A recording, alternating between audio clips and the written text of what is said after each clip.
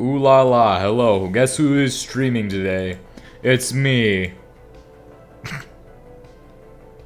So I'm gonna go ahead and post my stream real quick, okay? It's gonna take me 30 seconds.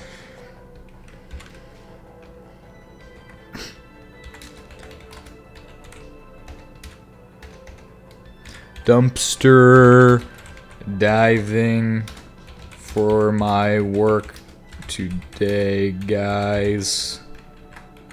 At content.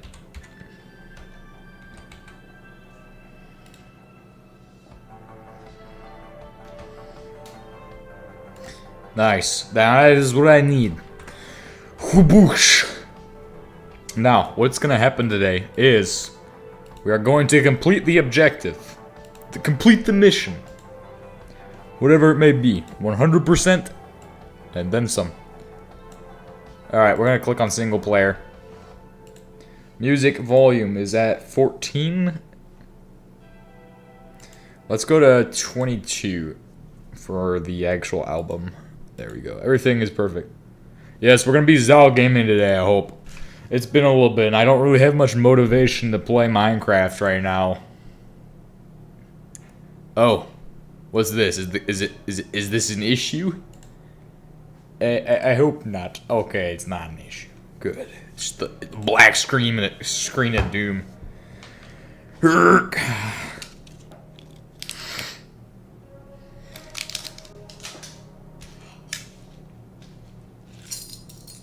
Clank.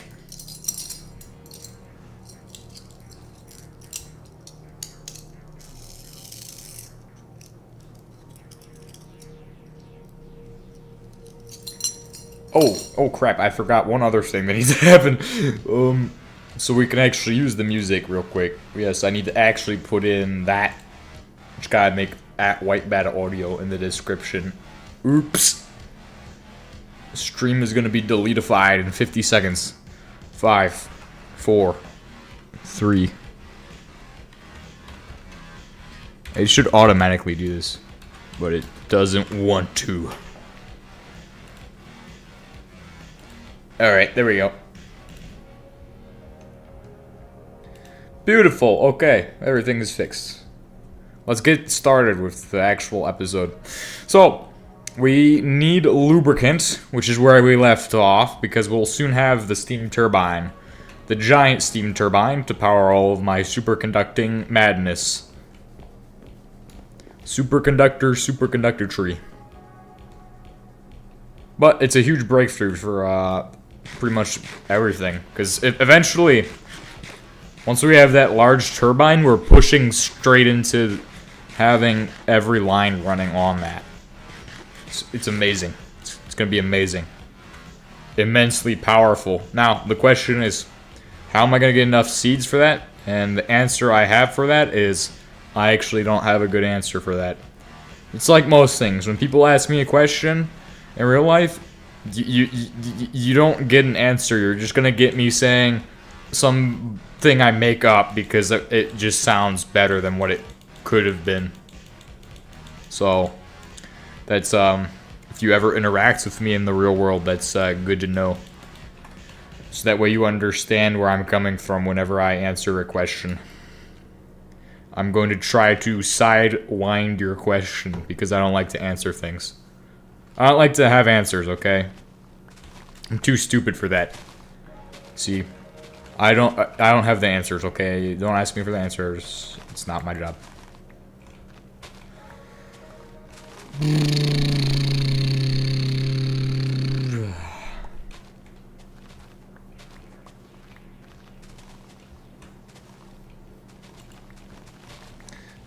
The reason I'm chopping all these seeds is because it's going to speed up this process to a certain degree. But we need like 400, so it's a lot of seeds to get. That's why I'm also farming wheat. I could just build a bigger wheat farm, but that's going to also take a while. So I might as well just chop all the seeds I can. 14.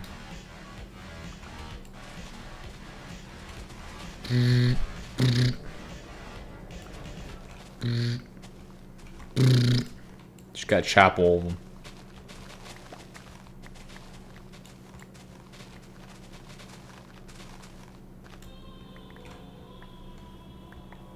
Get a low voltage farmer plus 9 sprinklers. Actually, I could do sprinklers. What are those? Sprinkler. As a downwards facing cover sprays fluids onto a 9x9 area of crops. Très intéressant. Oh. That's actually fascinating. I could do that. I could actually build it. Well, then we're gonna go ahead and do some engineering today.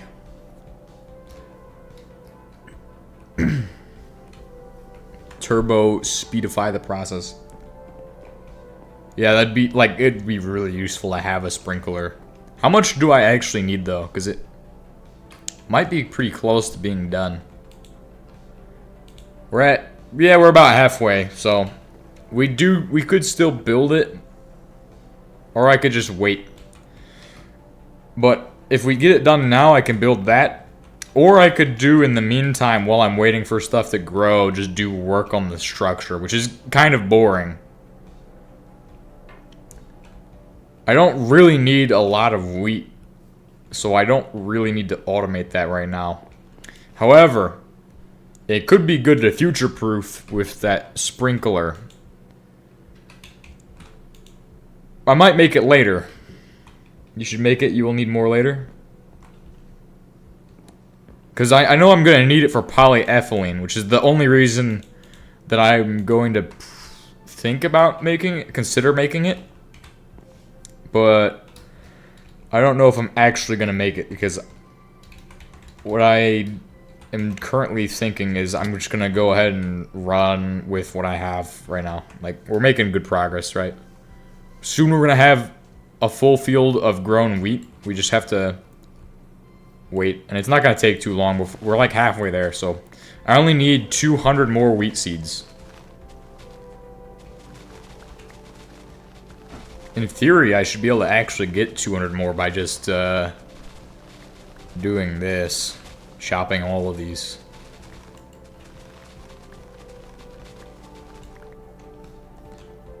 Boom. Boom.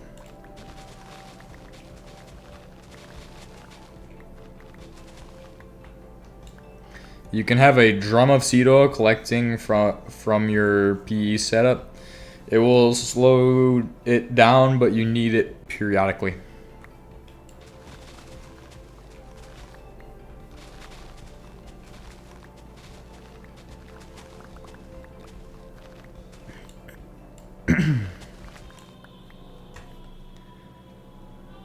Bang, bang. Bang, bang. Got him. Chopped. Destroyed. I invented chopped before it was being used, okay? I invented that word. Chopptified. That's where it comes from. I've genuinely been saying some of these phrases for quite a while now. It's ironic that people decided to use chop to describe things that are ugly. Oh man, your base is chopped, bro. But it's not used in that context usually. It's usually used to describe like somebody of the opposite gender. Like, oh man, she's so chopped. Who's messaging me?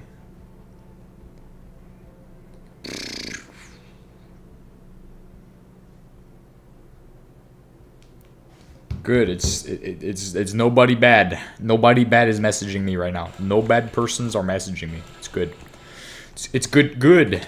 It's good time. Good times. Absolutely fabulous times. We don't need walls anymore because we're gonna be tearing out this section of the base soon. So this section of the base is gonna be modernized with nuclear physics or something. Baloney!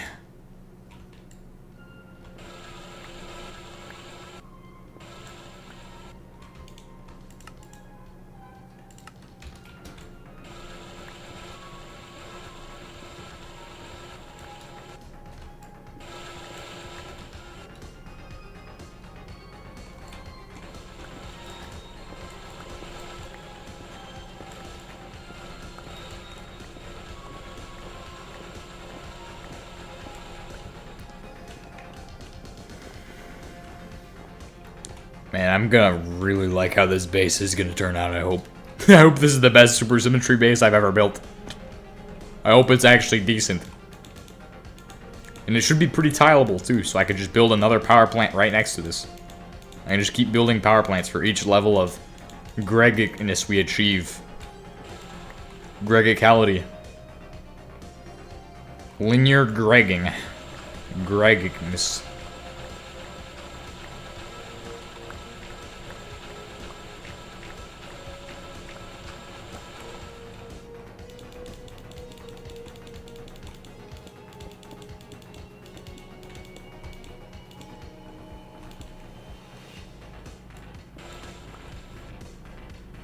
Alright, that's that part done. The next part is getting battery buffers and stuff, but we'll work on that in a bit. The first thing, we should have everything for the actual turbines being held in storage. We're just waiting on the one part that we need, which is the seed oil. So if that's pretty close, which it should be at around... It's almost there. It just needs like 1,700 more liters of stuff produced, which shouldn't take long if I was doing this the correct way. Well, or we could just come over here and just try to get it done faster, rush the process, you know. Build a bigger wheat farm could also work. Which that would be a cheap way of doing it if I wanted to do it cheaper without spending Greg on it, but I don't want to spend too much Greg. But I guess that's the point of Greg, is to spend your Greg. Make your Greg and then spend it.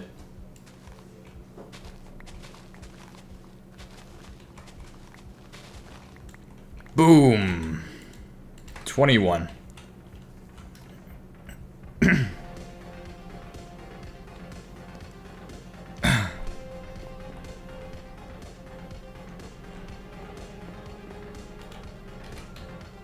Alright, we should be good. Should be good to get a little bit farther.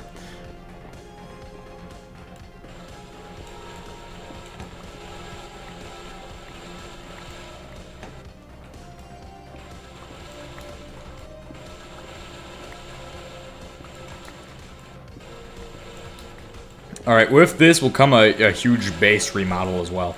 Not that we haven't already done a huge base remodel, but pretty much the biggest thing that's going to change this theme system as well. Because that heat exchanger is going to move. We're going to be moving pretty much everything in the base. So, like, all of it's moving. It's all moving, okay? Everything's going to shift a little bit, and then we'll be moving towards just linear. And then also, I need my axe. So I'm going to start removing floors and pieces of that.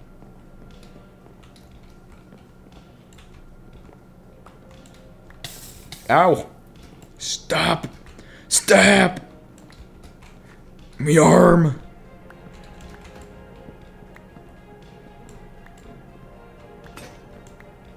Oh my goodness. Oh my goodness. We need some body spray here. Oh man, just place it in sprinklers. I don't think you understand how OP they are.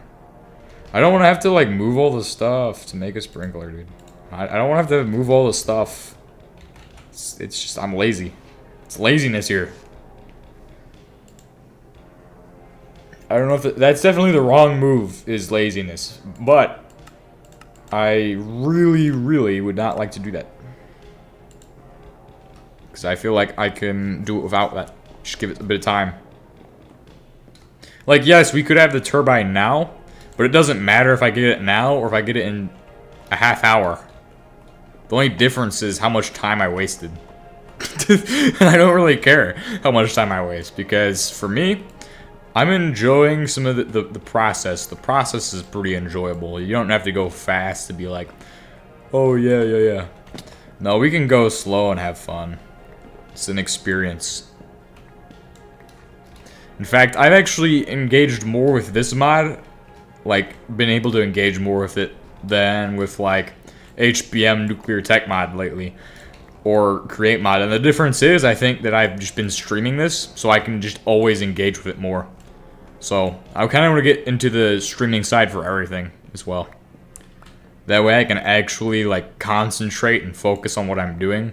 Whereas when I go to record, I'm just sitting there and I'm going, what am I actually trying to achieve right now? Because I'm doing absolutely zero. Whereas, like, a lot of what happens in those videos is like, it takes like 30 minutes for me to do something that I can do in 3 minutes. I can do that. I can make an electrolysis machine in 3 minutes if I have all the materials and machines I need to make those raw materials into the next phase of their existence, you know? Like, I did it earlier. I literally assembled all of the components I need for 2 of them, except for the rubber. And I wasn't recording, so that's how I know. Oh my goodness. Oh my. Thank goodness. It's I was gonna be really upsetty spaghetti. Really upsetty spaghetti. Oh.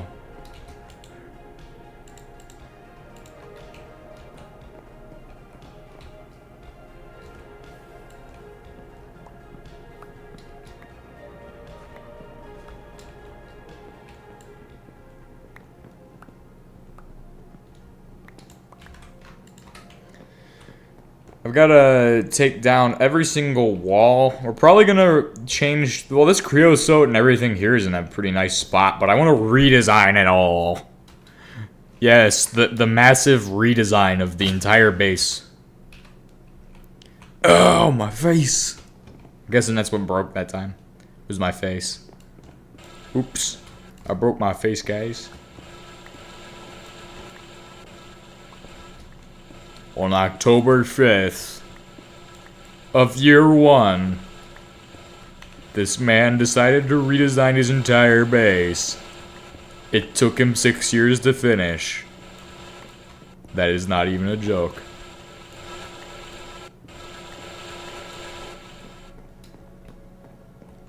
History channel for Supersymmetry.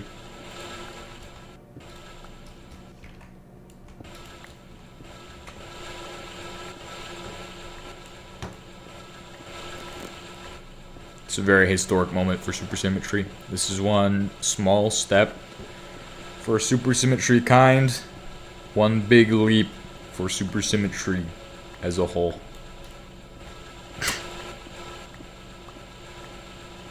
Some Gregtech technology. Ugh. Pipes. The pipes of pain. Alright, so this needs to be this height. So 1, 2. Boom, boom, boom, boom. I want to make some different bricks to make it all nice and pretty looking. Because I think people, well, specifically myself, are upset that it looks disgusting in the previous design where it's all gray and yellow. So we're going to fix it. Don't worry, guys. We'll fix it. With wonderful blocks that I have access to, called supersymmetrical stones. Yes. The most beautiful kind of stone, the supersymmetry stone. Created by the Zalagonians in year 20 AD.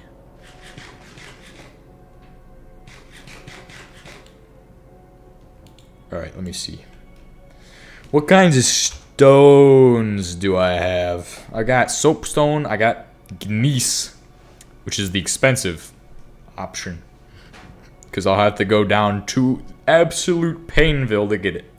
But it's fine, we can go to Painville to get more of this.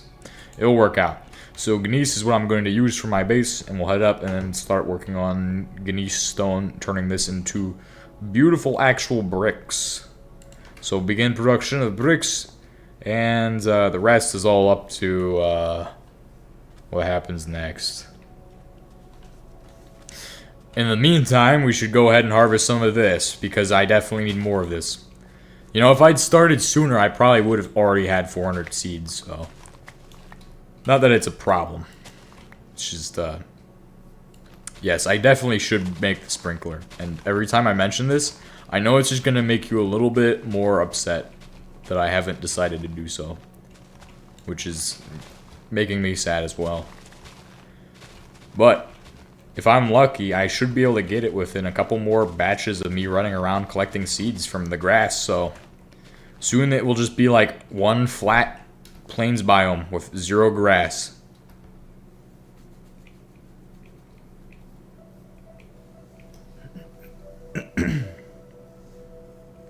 Ooh. Almost fell into the quicksand. Wow. Beautiful. Okay, start cooking up the things we need, you know. We're about halfway there. I'll add another 250 in there, so a little more than almost a third of the way there. In the meantime, I'm gonna start tearing out this. Not sure why I thought that was a good idea to make a indent into the base and make it all out of wood. Looks absolutely gross and disgusting. So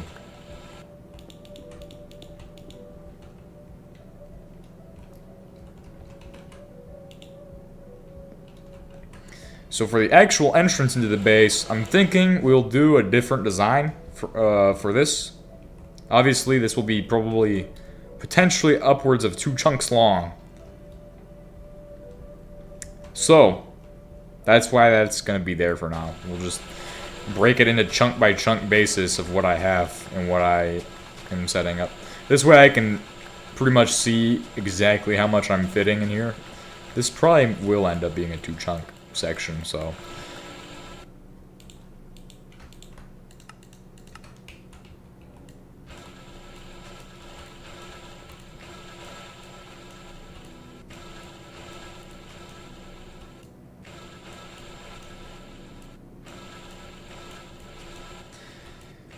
mainly what I plan to do today for everybody who's just joining in is I'm just trying to pretty much make the base look good and new, while also working towards the lubricant for the turbine. And I understand that I could totally do it easily, but I need an excuse to actually do work and make a good looking base instead of just slop.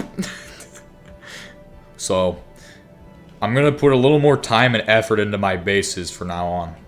Getting that process rolling is kind of a challenge, because I really am not sure what blocks to start using and what to throw into this, but I believe bricks are probably the way to go. More than likely, it's bricks is the way to go. So I'll go ahead and check and see how my Gneiss is doing. Gneiss! That's Gneiss.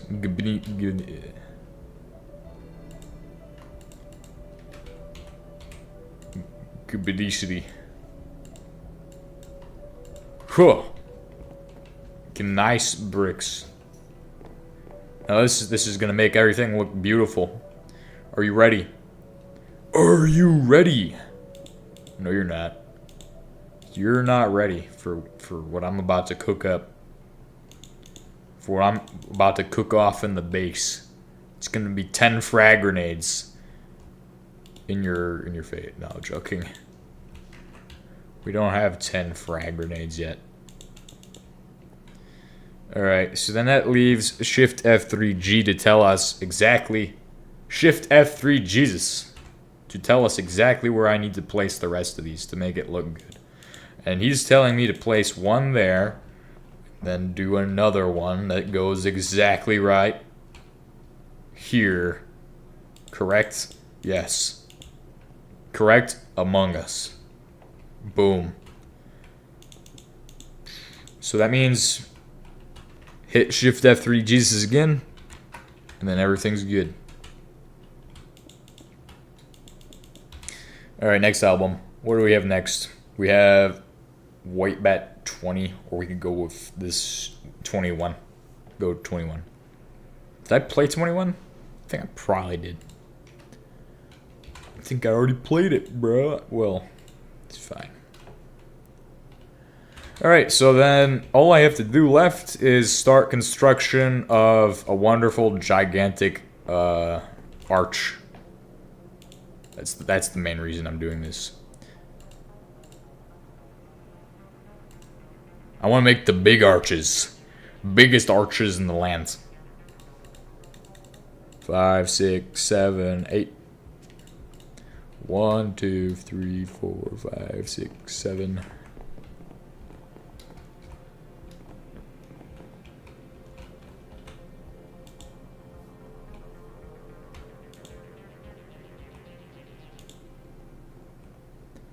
Boom.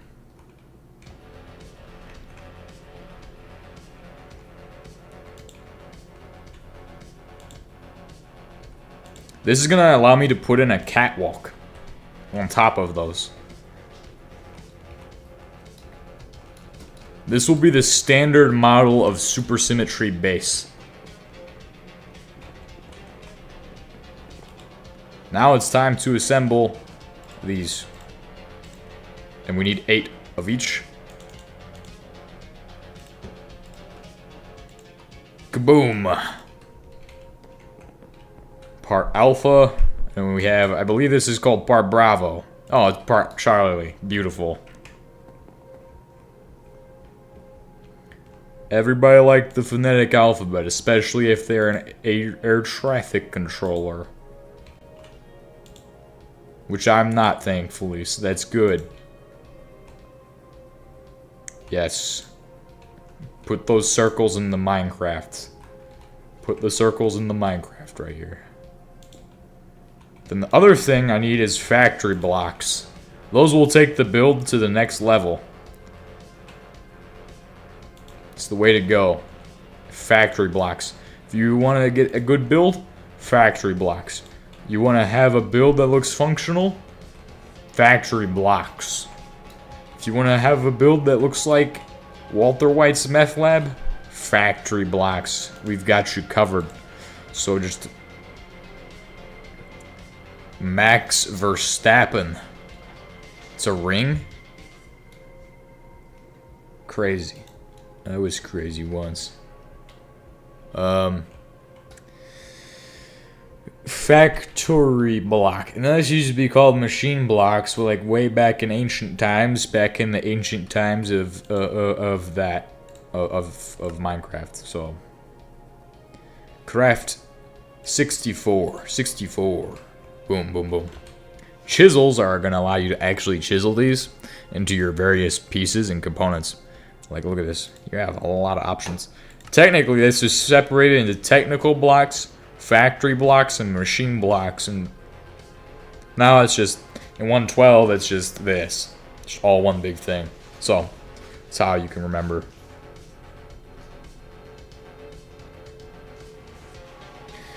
Oh yeah, we get Max Verstappen on dev playtests of new structures.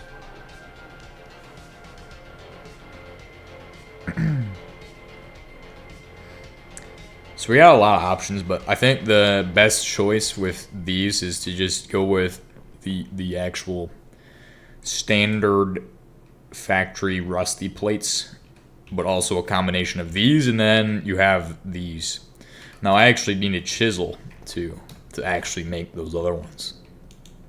So we'll have to figure it out, how to make a chisel. There's only 3 options. You have steel, which is the most valid one. So please make a steel chisel. At this time, make 1 steel chisel. Okay, now I have a steel chisel. I can go ahead and do this. And I like the GUI in this version for this. It's a lot better than it was back in the ancient times of Supersymmetry. Or not Supersymmetry, of Minecraft. Of Minecraft chisel mod. Yes, guys, I know how to actually build good now, apparently. No. I don't. I don't got a clue what I'm doing. I just think I say I do.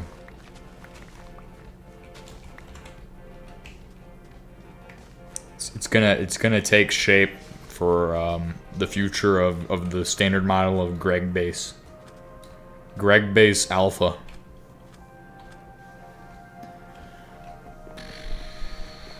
Alright, let's go ahead and enter.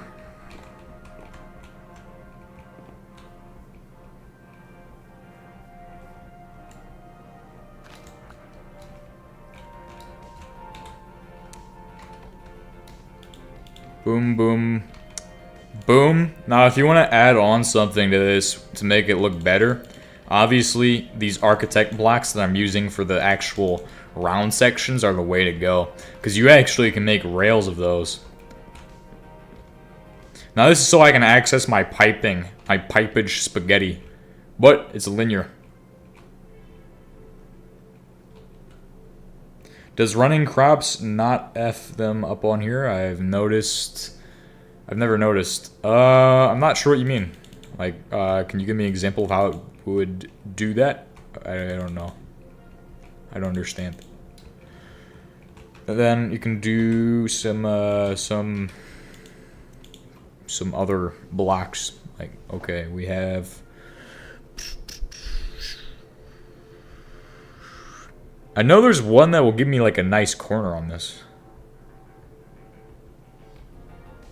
It might be this one. We'll go ahead and give that a shot. Give it a shot. Boom. Maybe.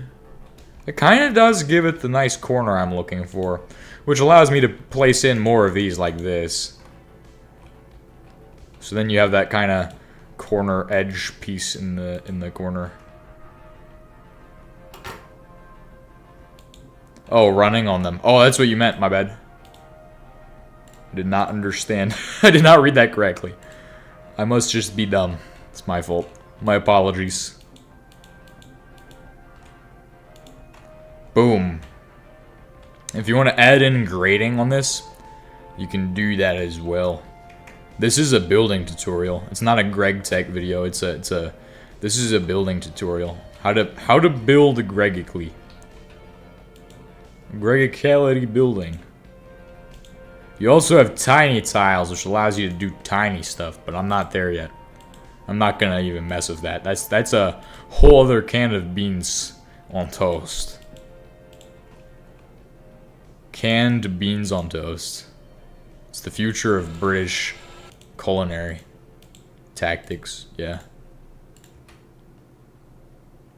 Boom. Now it kind of fits a dark style. Like this type of block is really dark, like kind of rusty. So that's why it works best when you have a lot of dark blocks in a build.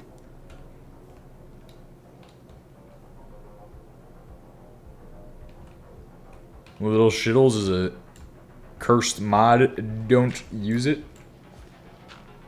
It will be fine. I'm not even at the point where I can make the machines for it, I don't think. So I'm not even gonna bother. Now you have a couple options. Wireframes are my favorite type of block to use in conjunction with this. Go with a purple wireframe is what it's called. This is a great block. Let's check that out. Nice and dark. Kind of almost matches this factory block. That's a segmented rusty plate. Boom.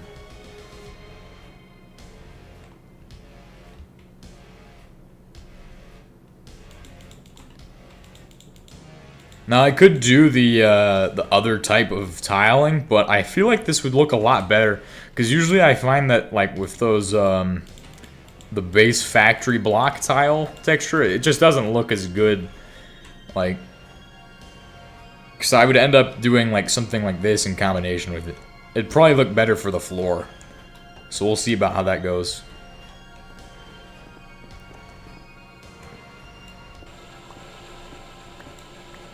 Hopefully my EBF explodes in the next episode due to a rainstorm. That'd be awesome.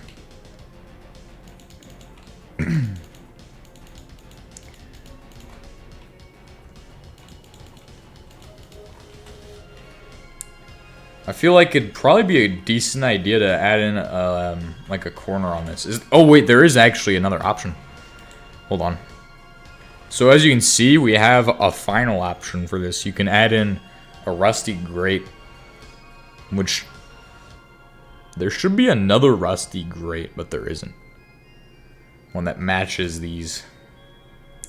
What's the build for? First time I've actually caught you, yeah, on live as well.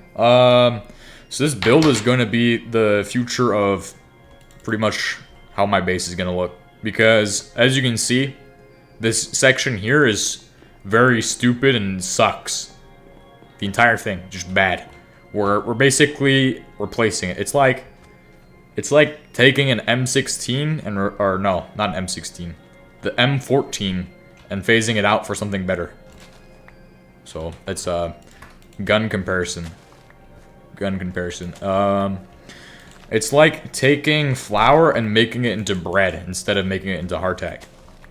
Or something like that. So, just making it better. Improving. Which is important for a lot of things. The thing is this is my 4th time playing Supersymmetry. So, I should not have a base that looks like this. Spaghetti.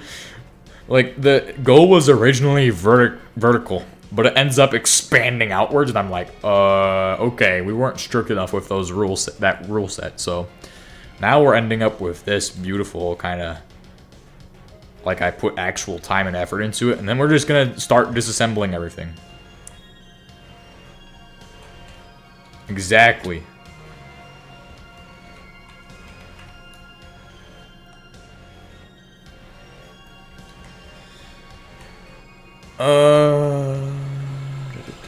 Also, this will follow... Okay.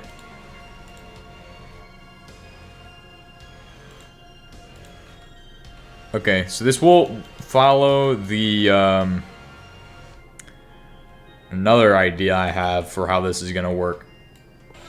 Which is pretty much... I've created a system of how I'm going to have my new machines and everything run. So, it's actually going to be effective now. Instead of trying to do vertical and then failing. We're going to do it horizontal and succeed.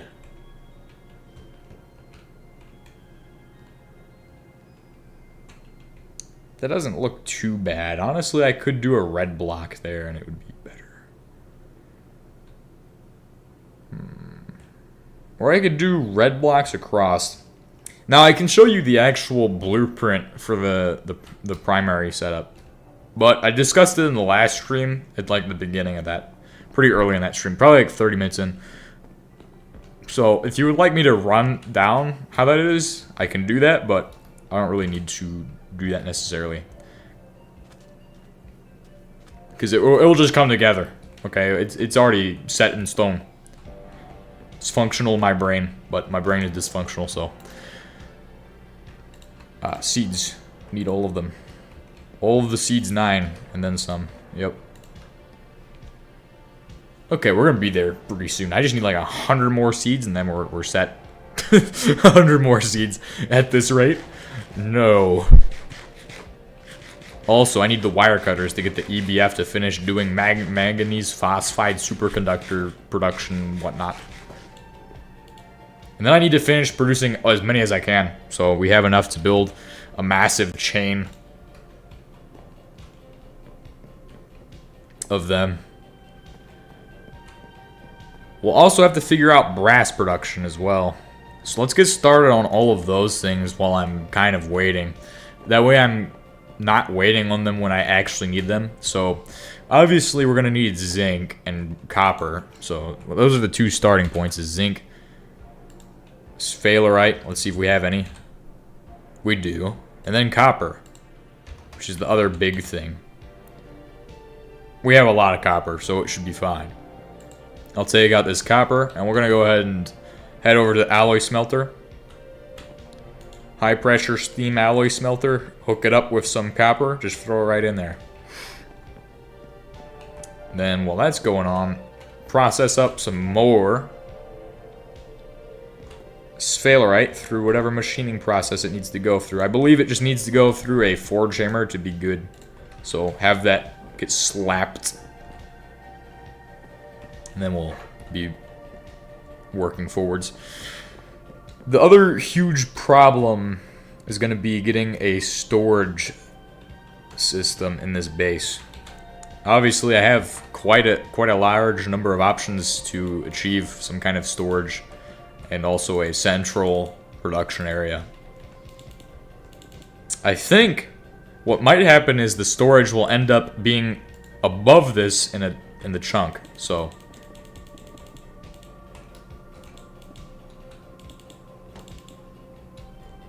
now I'm gonna just begin building this upper layer out. So we'll build it like a couple blocks tall. And then we'll add on... I don't think it really needs details this high up. I think what it needs is gonna be like smaller touches to make it kind of capture the details on the lower level. Like potentially... I'm not sure how to do this. You do have a lot of ways of doing this. Also, we have to leave a lot of space for the piping, which is the reason I'm going to give it a lot of headspace. So that way it's got room if I need to go up and down and do all kinds of weirdness. So give it like 4 blocks. It's probably more than enough to give me that water piping and all the steam piping and stuff I discussed. Because those are the 2 big pipes that you have to have, is water and steam. You don't need acid necessarily, but we will have acid piping. And then additionally, we need to have pipes for just essential, like if you have a line, you will want to have a pipe for that. Like it might have fluids that you need for other lines and stuff. So I can have a pipe that does that and a centralized storage area for those fluids eventually if I need to. It's kind of a forward-thinking thing though. That's going to be difficult to process mentally. Especially for me. Struggles with concentration. Attempts to play Supersymmetry. It's only a recent development that I started struggling to concentrate on things. It's just crazy. Too much head trauma. It's my own fault. My own choices.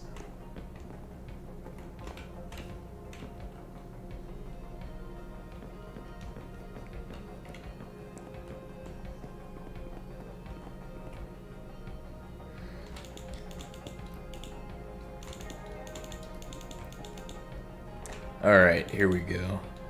Ever tried quad pipes with filters for some of them? Yes, I have done that. That's exactly what's going to happen with acid and the general piping. That's primarily what I'm going to be doing. Then we'll have... I think we could designate this to liquid storage. And then... yeah. So we should have much less spaghetti. We'll have a general pipeline, which is non-uppal steel. And then we'll have... or non-uppal aluminium eventually, as we get there. But we're still in pretty much steel. Steel is pretty much all I have. Then steam is going to run through a large steel pipe. Not a huge one, because I'm not able to produce the steel requirement for that yet. That's the biggest setback for us right now, is that I don't have the steel infrastructure yet. Used to be really easy to do it with PBFs, but now it doesn't exist, so.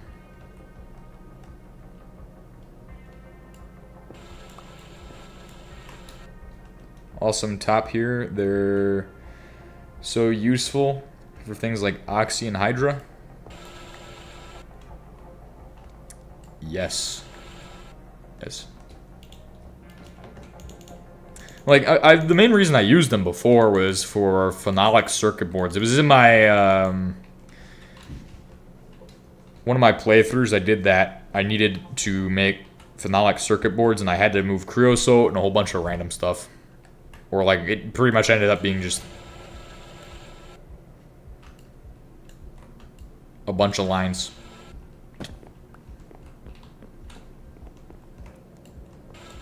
A lot of fluids had to move in one small spot.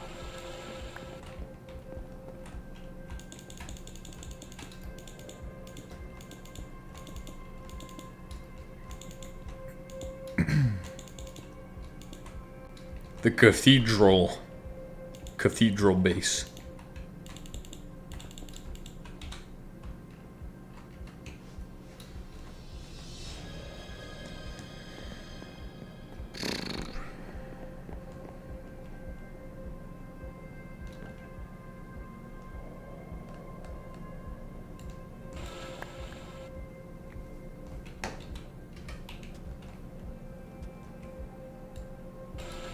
Yeah, it's a real pain to have 10 different fluid pipes that you need, and then you just end up building a giant like spaghetti monster. That's the best reason to like use the non-uppal or what was it? Quad pipes. Those are just perfect to prevent that kind of disaster from occurring, where you just can't physically fit more pipes in your base, or your base just becomes like a massive hurricane or something stupid like that. That's a good way of describing it, as a massive hurricane. Alright, so each of these is 4 long, but if I want to do this and make it kind of work, I might not have the ability to do 4 sections long, so we'll have to do this. I don't like that though, so we might not do that. What I do like would be to have this cut out of the way so I can actually access this area. Boom. Nice cut of that. Perfect. Obviously, we'll have to lower this so it digs it into the ground more, but it's a work in progress to expand. This is going to be the power generation zone, and then beyond that, it's going to be... So for power generation, I'm going to actually still include the Steam storage setup. It's just going to be actually centralized now. It's going to actually handle every single Steam production that we are able to run, and then also handle a buffer for the gigantic Steam thing. Even though you don't need it, I just have it ready to go because I already made it, so might as well exploit the fact that I already have it on standby for such purposes.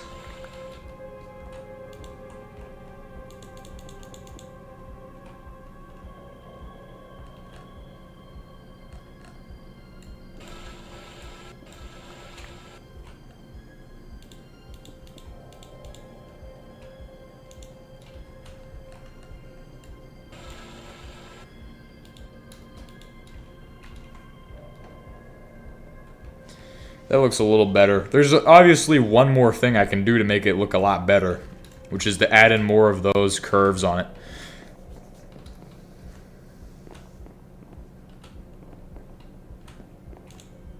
So let's go ahead and do it. 1, 2. Get some Alpha and Charlie pieces.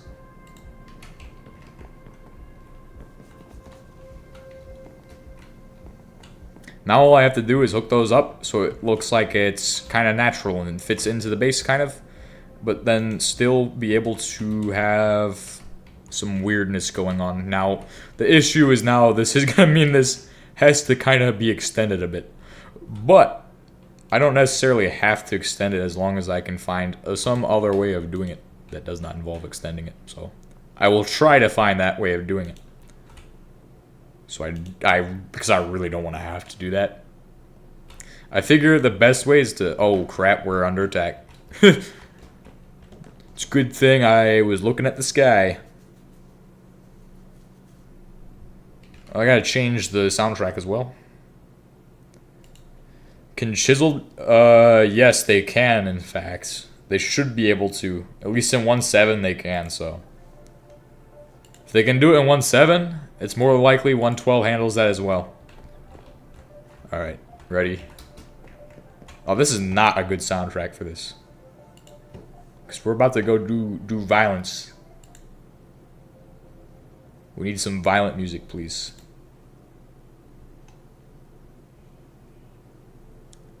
Go with number 2. No.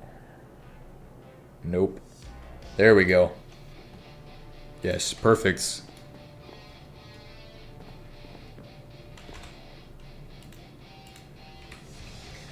But yeah, they should be able to be used in the actual thing. So yes. Table, architect table.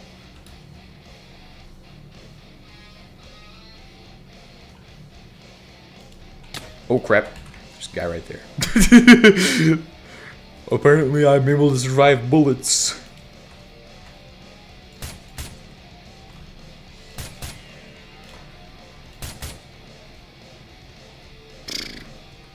This is not going well.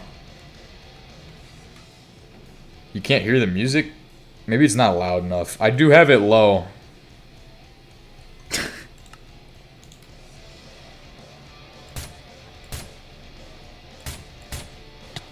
Oh my goodness.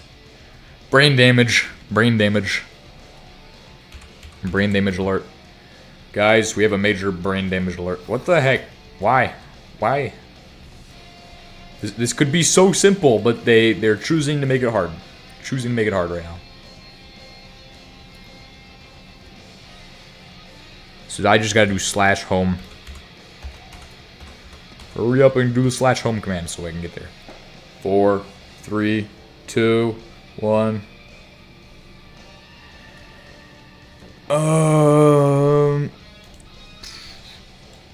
Regularly? I don't know how to explain. It's not often, but not super uncommon to get attacked, so...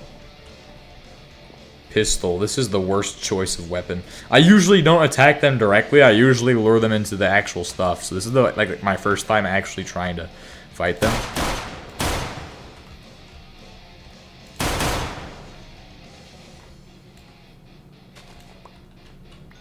We need like TAC Z from the modern version of the game. Just port it back to 112.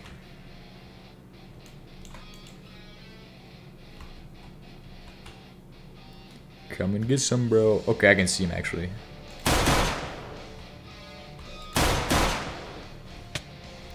Oh crap. You gotta give it some time for the recoil of your weapon system to actually drop, just like any... Because if I just start clicking on this, it's not actually gonna... Like, this is with any video game, because they still kind of simulate recoil. They just don't do a super... Like, they don't do an outrageous job. I'm not saying, like, recoil is, like... I'm saying recoil is really not what you think. It's really low. Especially on modern stuff. This is really stupid right now. This is really stupid right now. Really stupid right now. Yeah. Stupid.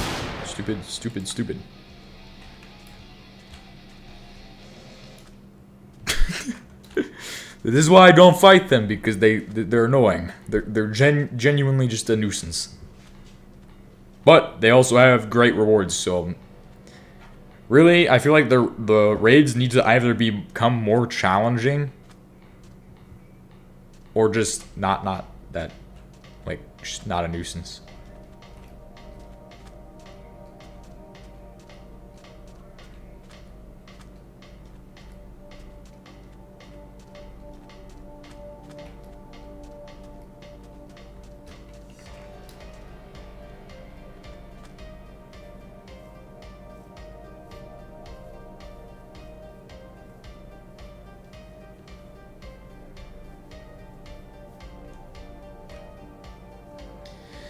It's okay. We're gonna solve the raid problem, guys, with some baloney. Okay. This is why I don't take apart my base. This is why I do not take apart my base. Oh, did he already despawn? Did he say he's done? He's not done. There's no way. He's gonna come falling out of nowhere, and he's gonna attack me. Like, honestly, there's really not much of a reward. It's just... fight, and then... yeah. Got him. Bang, bang. Just gotta go bang, bang until he gets destroyed.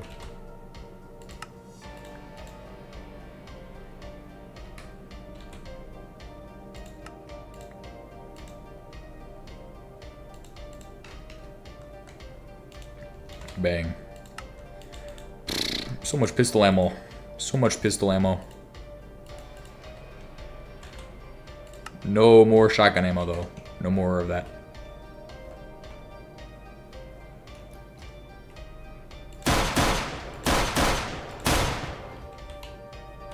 Reload.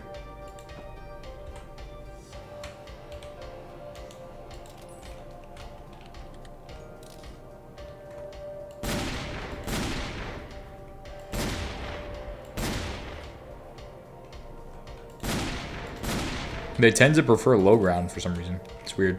Minecraft mobs don't usually do that. Then again, these are modded. Reload.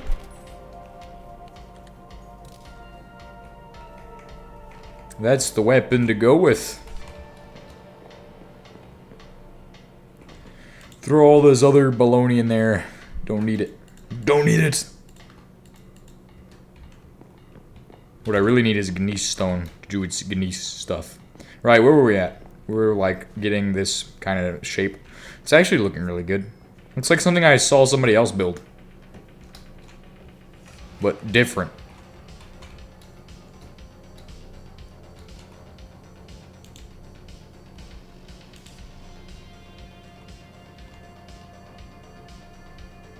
I think the way to go would be to have the shape actually kind of contour.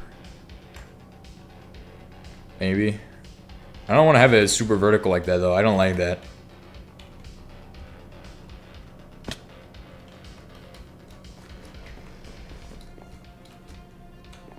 Now, I will say, you mentioned earlier with these actual blocks in here. Here's the problem. If you're doing, like... If you're going to do the chiseled blocks, the connected textures will not work. So I'm just going to let you know that in advance. Even though I forgot to do that earlier. So they do work, but it's not going to have connected textures. So that's really a downside. If you want to have... There might be a way to make that actually happen, but you'd have to figure that out. Because I don't know the answer to that. It might even be in the mod pack already, if there is a way of doing it. But I doubt there is.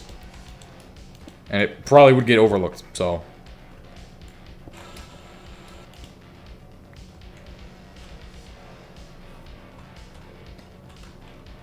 That looks pretty okay.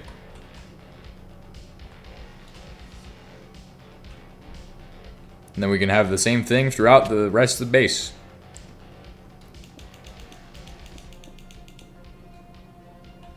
And then do 1, 2, 1. And then we can skip that and then go over to here. 1, 2, 1.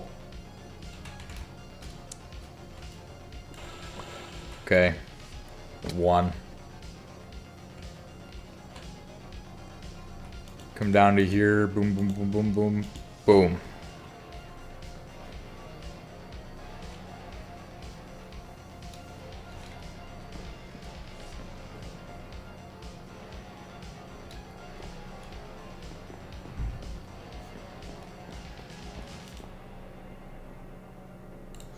I mean, the reason it'd get overlooked is because a lot of times when people think about, like, when people are doing these things, it's not really, like, something you'd think about. Like, there's a lot of things that people just don't think about. It's more of that rather than aesthetics don't matter. Aesthetics kind of do matter, but it's not that people are focused on them. Like, it's not a big focus point. Most of the time. Sometimes it is, though. Sometimes people put a lot of effort into getting aesthetically pleasing gaming experiences. Except, not really something huge in Minecraft. That's not because people don't try to do that. I think it's... Actually, it is more of that. It's more that people don't really try to do that. Because, what are you trying to improve aesthetically? Like, you can only really improve the functionality. There's not much aesthetically that can be improved.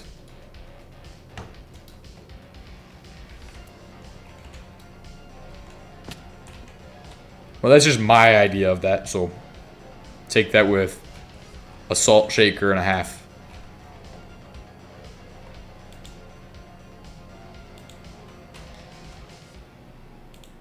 Nice.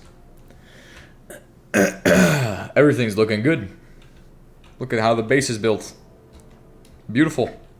Soon we'll be running a water pipe and other stuff through there. So, steam, water, it's all going to be coming through. We just got to figure out how to do it. Do it effectively. And of course, we're out of coal coke. We haven't been making any coal. which is we're gonna have to figure all that out again. It's gonna be its own separate thing.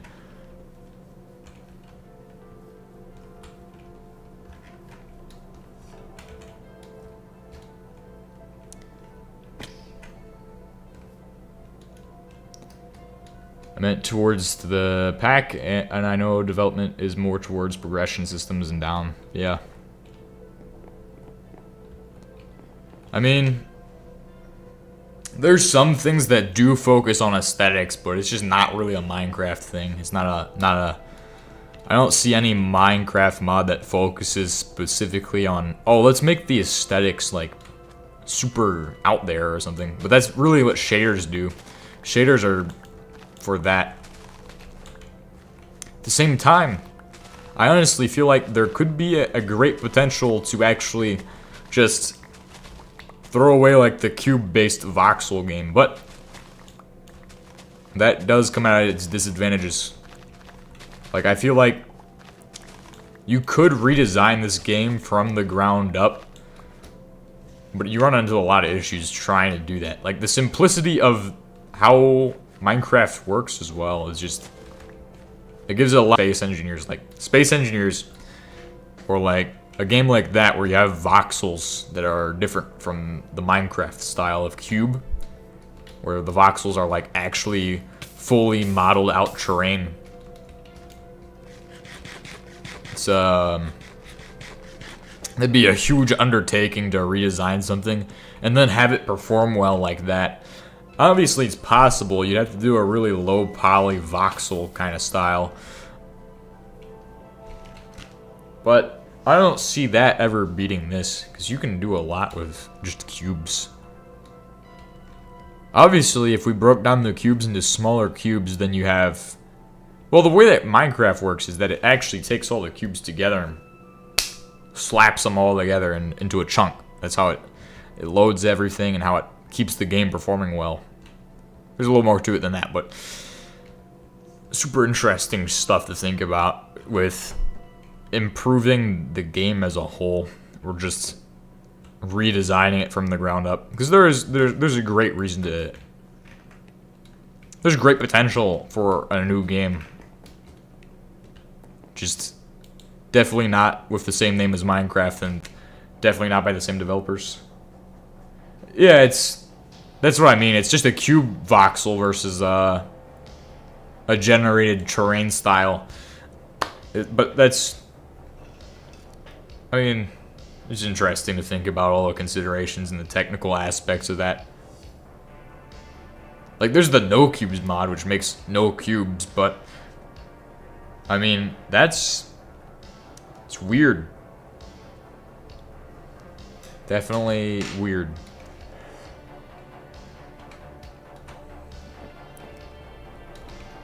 I think I'll just stay with the cubes for now, but good thing to think about. If I ever want to go make a game, I will probably stick with cubes. Or I will do pixel squares, because we're going to play 2D instead. That'd be the easier way for me to make a game, is a 2D game. A side-scrolly 2D game.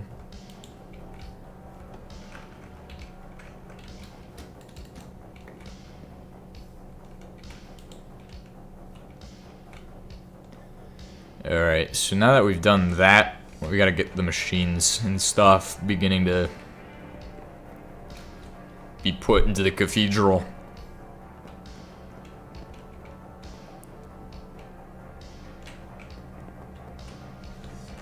I've been streaming for an hour straight now. It's nice. How many seeds? Seed oil. We need to start making it. Alright, we need 90 of these, so we need 50 more seeds to finish. I'm gonna go pee real quick, so I'll be back in like 30 seconds. Ah, nice.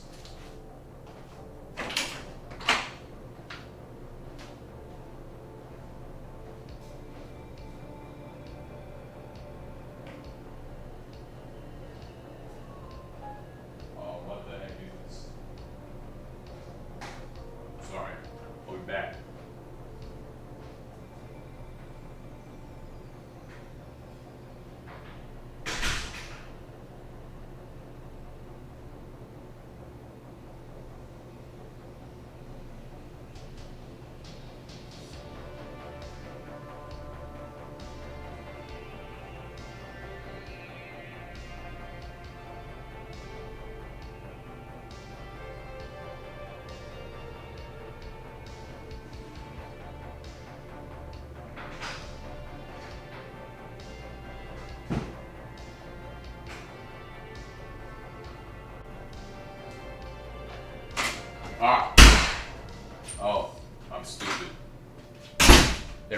that solves every problem.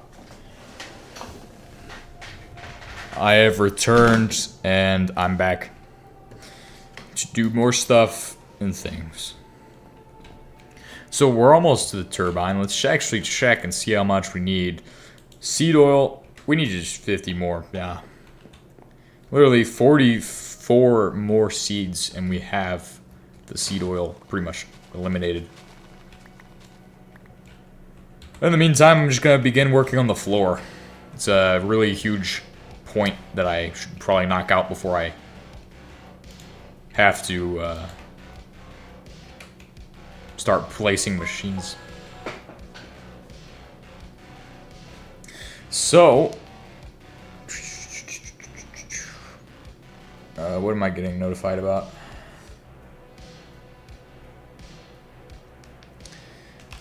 Okay. Oh. Yeah, take that, dude. Alright, so I've just gotta do this. Just gotta remove the entire floor. It's all lignite, by the way. Lignite and pyrite. So that should be handy when I go to make coke. Make some lignite coke.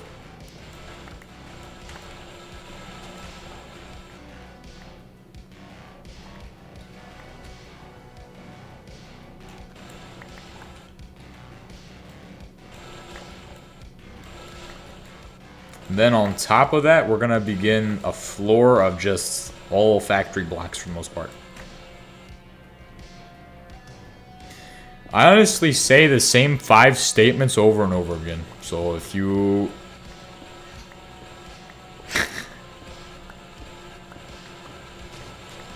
if you find that I say the same things over and over again, I don't know what it is. But eventually I will adapt more things into it. It's just yeah, I'm just kind of programmed to say these things. Sometimes I actually forget things I've said before, and I just start saying new things. Like one of my newest favorite expressions to use is 100% and then some.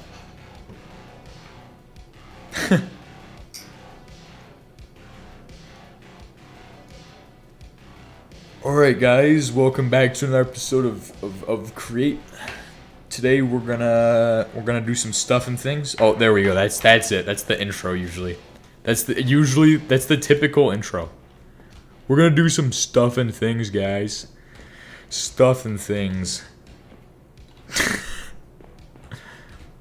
Keywords for I don't actually know what's going on usually.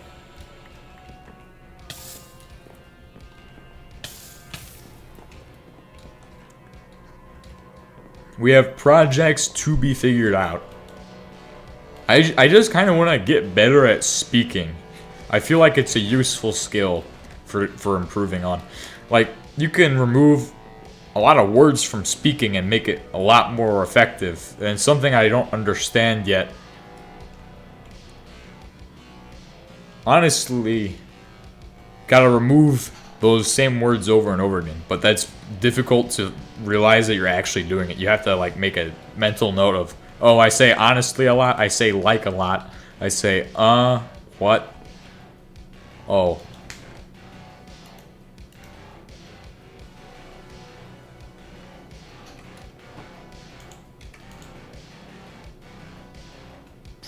shove that all in there. Yeah, just shove it all in there. It'll be fine. We'll figure it out later. Oh, well, actually it figures it out for me, because look, it's all organized. In some capacity, some degree of organization is in there. But in the boxes, it's not actually organized at all.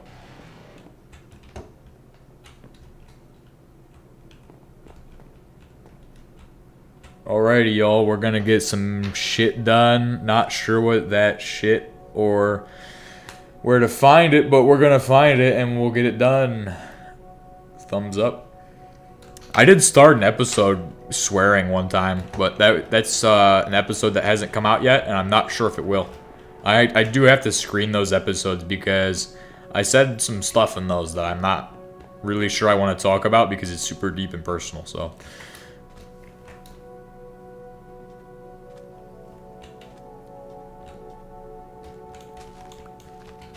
Let's just say there's a reason I haven't been streaming as much, or like I really haven't been motivated to do creative videos or like stuff like that. Just, it's very personal stuff. I don't really have a way of dealing with, so I'm just kind of left to suffer with that. So eventually I will go through that, and it'll be okay.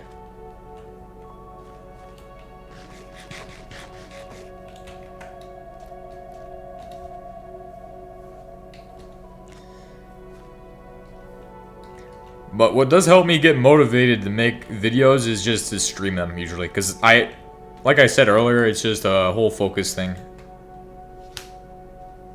Focusing is easier to do when I have a stream going on. I'm like, oh yeah, we can get this, this, and this done. It used to not be that way. It used to be the opposite, but now it's to where I have to stream in order to actually focus.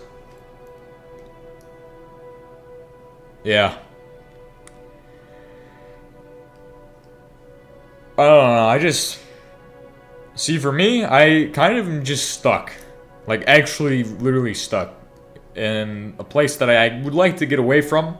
Like, I want to get to be able to travel, but I can't actually do that because I'm not sure where to start with that process. And I've tried researching that, but I don't know exactly where I would want to start with that. Even though I've researched it for multiple hours. It's just a lot of time that I don't have anymore, so.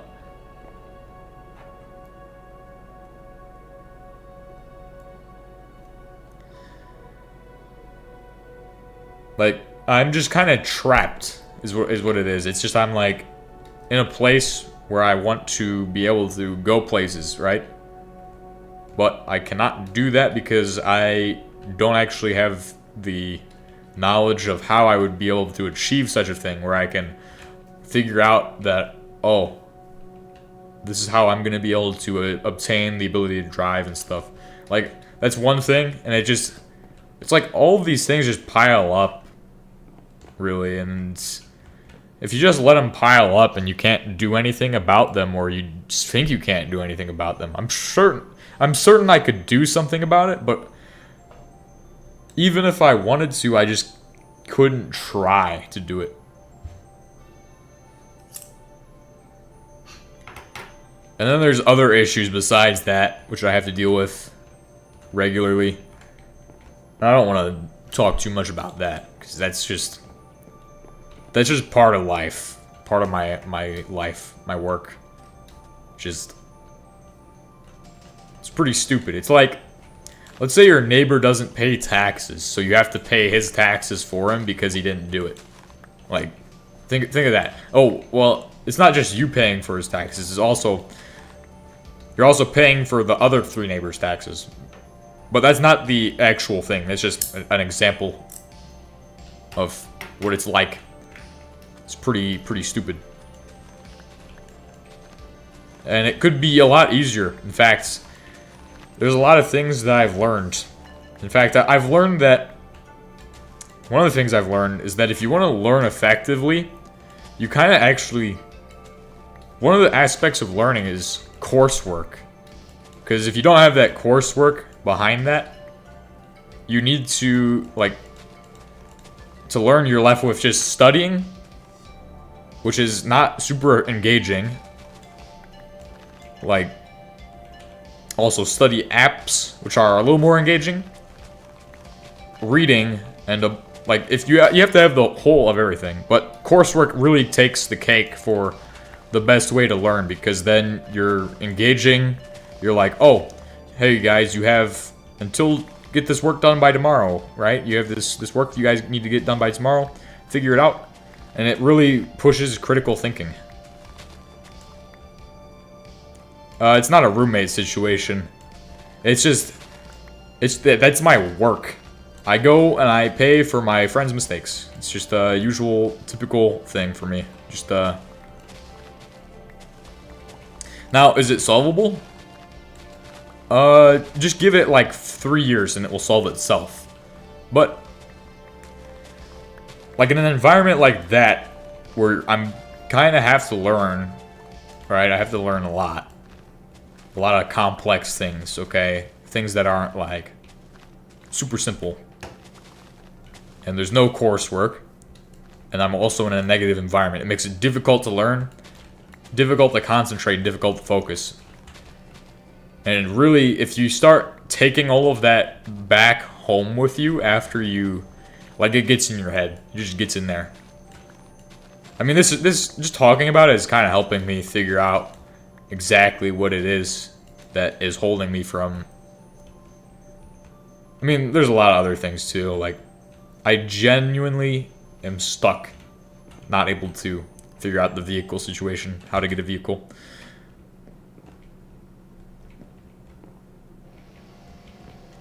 I can't stand when people think a book will teach them everything you need to know about a job, when nobody I've worked with has ever been that prepared. Honestly, books can be really powerful, but the issue with books is that you need to have the hands-on experience to apply that book. Like, I can read a book and I can be like, oh yes, this is how you do this chemical process, right? But to actually apply that using a book with barely as much knowledge as I need, I'd probably need several books and then also hands-on experience. So it's pretty interesting. I like to talk about the psychology of that sort of thing. Super fascinating stuff. And it's very powerful. Psychology is the most powerful thing. I don't even really have, like, any background in psychology. I just kind of pick up and understand now.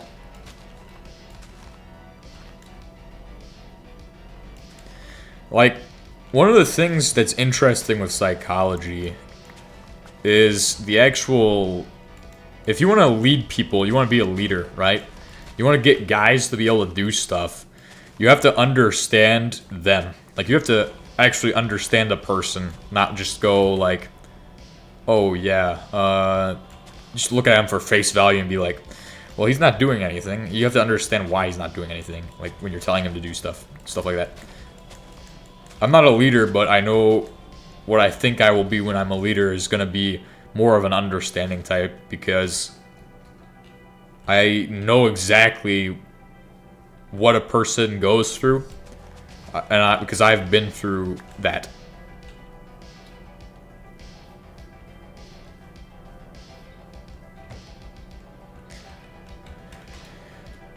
Yeah, I mean, I don't know. It's good that circles back, but I don't really want to circle back. I just want to.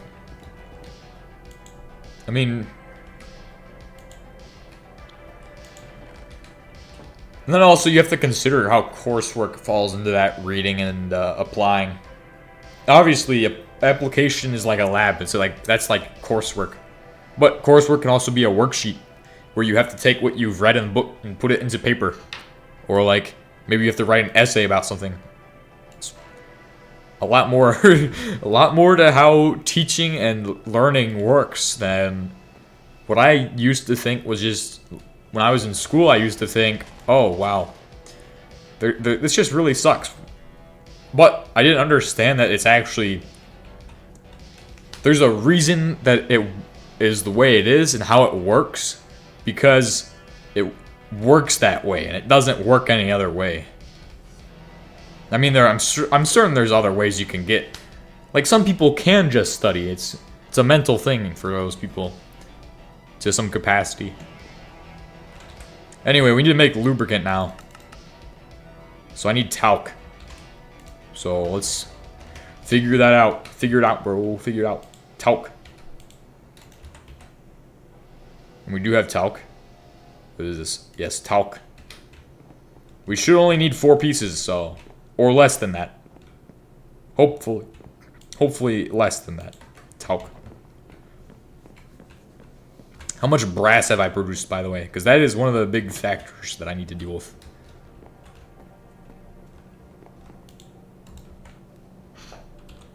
Zinc. Brass? There we go. 6 brass ingots. Beautiful. Oh my goodness. 64 is a nice quantity. The basic bending machine will now make those into our piping material. The assembly machine is on standby right now because we're about to make the lubricant for the turbine. Which, I won't actually get the achievement for this because I haven't built the large bronze boiler yet. So, the huge turbine, which is just a regular turbine right here, requires a dynamo hatch. Now, the dynamo hatch I've specified in the blueprint is going to be absolutely the best one possible. So, an LV dynamo hatch right here. This one will give you a 32 amperage out, 32 EU per tick for voltage out, and then 2 amps out. This looks like it is what I want. So 32 EU per tick, and an amperage out of 2 amps. Looks like. I don't know what that means. Well, there's more to it than that, because I'm not just building a dynamo hatch. I am building the 16 amp dynamo hatch, which requires a low voltage power transformer. Or is it the... it is the 16. So that gives you 16 amps out at a time, and then 32 EU per tick. This means I can run 2 of these technically, and I will still have enough energy on the actual main line. Even though I don't know I'm gonna need 2 of them. We have everything we need except for the 2,000 lubricant needed. That doesn't seem right, because I remember it needing 4,000.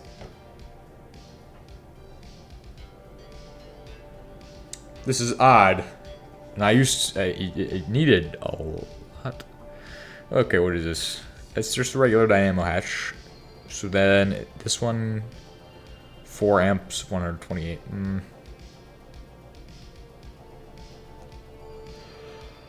Oh, what am I actually... What was I doing? Why did I need so much lubricant?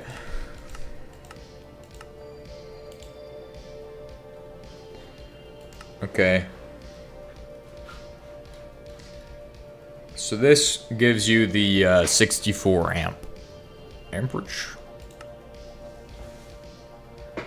I thought it needed 4,000. Could have sworn that's what it needed. Okay. But that needs 2,000, and then we have... This can go for the assembler to make this one. 32 EU per tick, and up to 16 amps. Which is able to be handled in those phosphide wires, or superconductors. These can handle 32 LV, and then obviously a 2 times can handle 16 amps. A 4 times 32 amps, and beyond that, you can have multiple turbines running on a single chain of these, running 16 amp outputs. In fact, if you run the full size 16 times wire, you're pretty much able to handle... Oh, it doesn't go up that high. So yes, you can only run 2 of these probably. It handles an amperage of 32. And you can have 2 16 amp dynamo hatch steam turbines running off that. Interesting knowledge, just stating those facts out. A lot of stuff to consider with this. Oh. Anyway.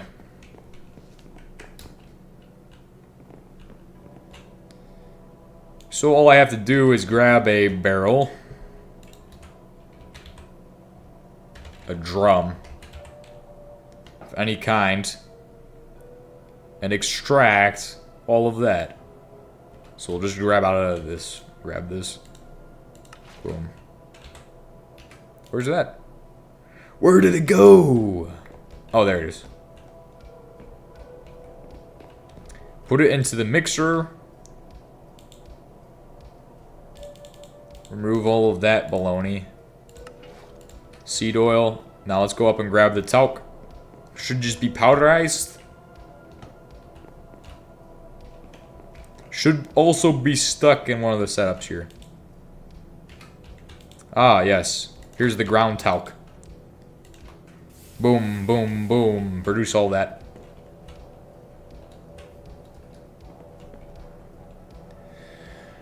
Alright, and then finally, we should be left with...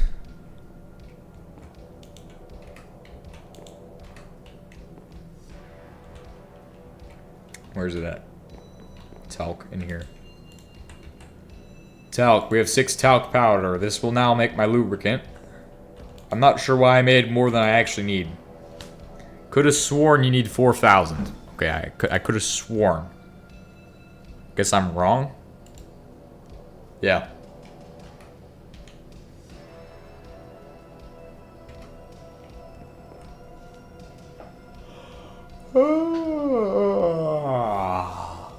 It's got a yawn. Sometimes.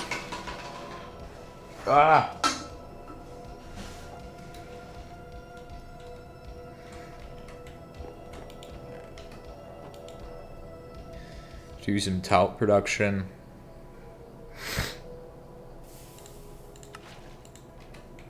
Oh, that's why you need 4,000, because it takes 2,000 per each 1,000 seed oil. Ah, there we go. Nice. We have the dynamo hatch, one of the biggest hatches we need. Next is the maintenance hatch, and that's pretty simple to make. So we'll look into that. We'll go ahead and take a look at hatch, just to see how much I have. We have an input and an output hatch, which then is the large steam turbine. Where is it at? Large steam turbine now. Please. So you need the output, the input. You definitely don't need an input bus, but you do need a maintenance hatch. You do need the steel turbine blocks, and you do need the alternator coils, which are going to be the most painful parts to produce, but shouldn't be too difficult. It's going to be annoying to make these, though. I really don't want to make those, but I'm going to have to. And then also the maintenance hatch. So, maintenance hatch is going to be the next thing I make. Figure it out. Where's it at? There we go. Boom. Problem is, I need a machine casing. Well, we'll make one of those as well.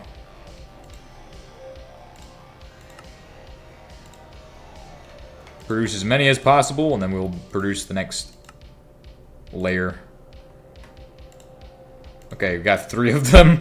Oh my goodness, dude. We're not cooking there. Oh my gosh. Garbage explosion.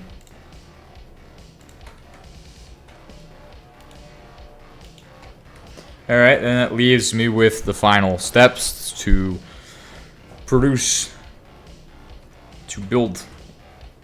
Well, actually, just those other pieces. The more annoying pieces to make these. As you can see, we're going to require a lot of steel plates. And I look at my steel. How much steel does one have? None. No steel is here. We are at the end of the steel age, guys. We've ran out of steel. This can be done on a bending machine, I'm pretty sure. Wait, hold on. It doesn't, you can't do that. Well, this can be done in the forge hammer, though. So start hitting those on the forge hammer, and then the other thing you can do is actually make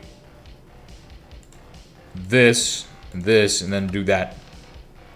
And just make a stack of them, because you're going to need them anyway. So, yeah, we'll use them later. Yes. Then we can have 23 on the bending machine. So, it's all done. We finished. Well, that's just one part of the actual turbine that I'm gonna hate. One part that I hate. Oh, and then you have this. Look how many circuits you need. Oh, it's really that's simple. I only need a couple of those. 1, 2, 3. Look at that. I can literally make all of them right now. 1, 2, 3. Nice. That's all it needs, right? It only needs 3. Large steam turbine only needs 3. We have the steam turbine done. This is a major accomplishment, guys. Major accomplishment right here. But then I'm gonna need 4 of these. So 1, 2, 3, 4. Nice. Do that. Put that in there.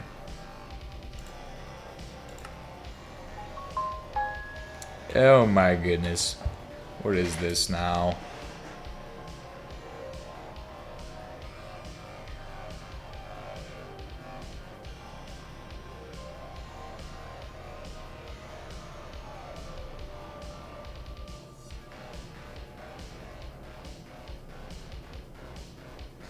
Wow, that's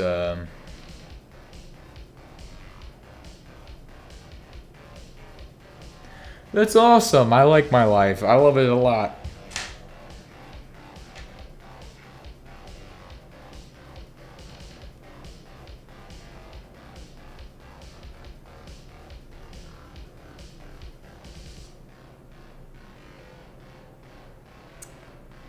Yeah, I love it.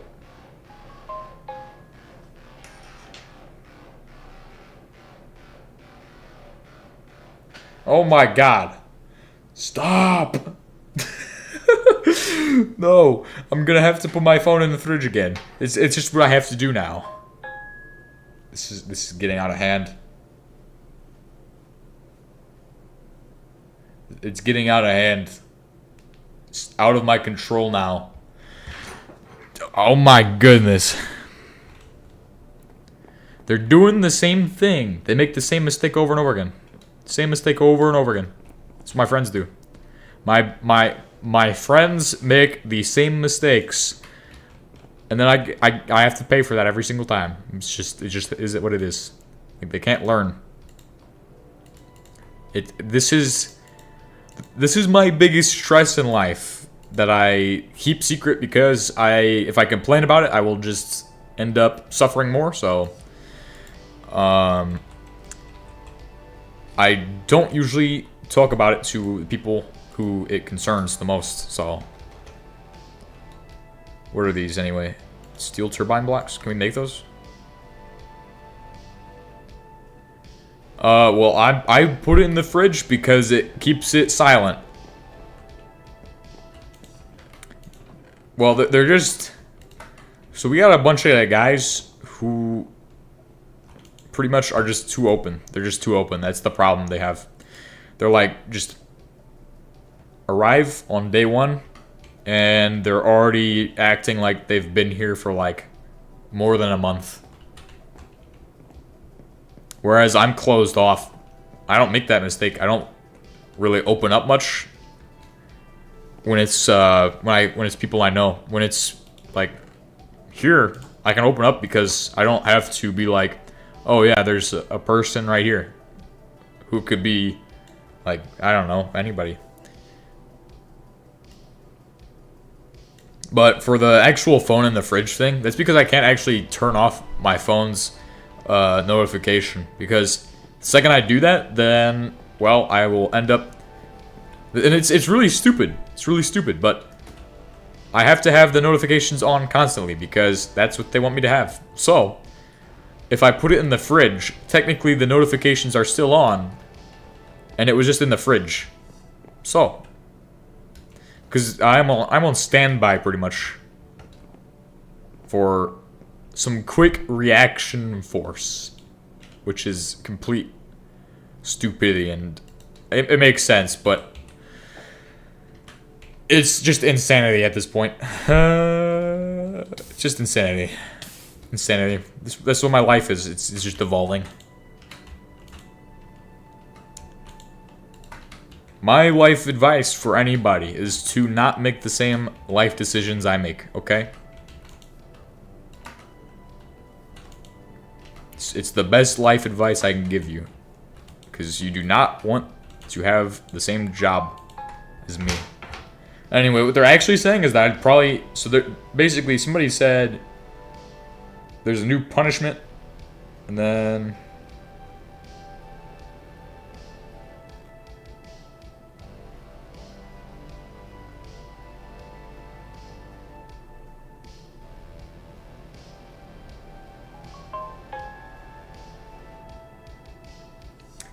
Oh my goodness.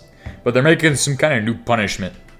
New punishment where you just stand in a corner and you stare at a wall or a locker.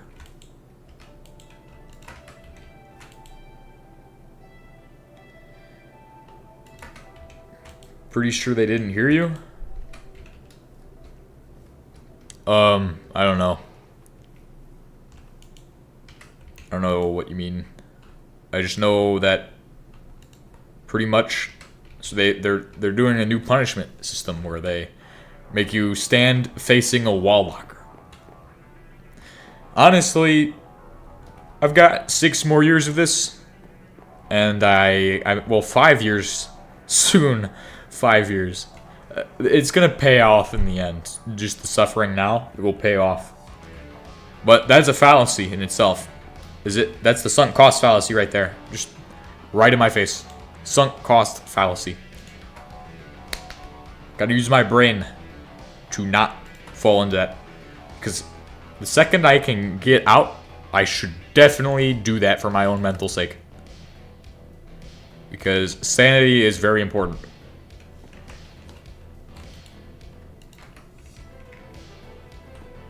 I can actually just take wrought iron. That was a joke to the don't make the same life choices statement. Oh, okay.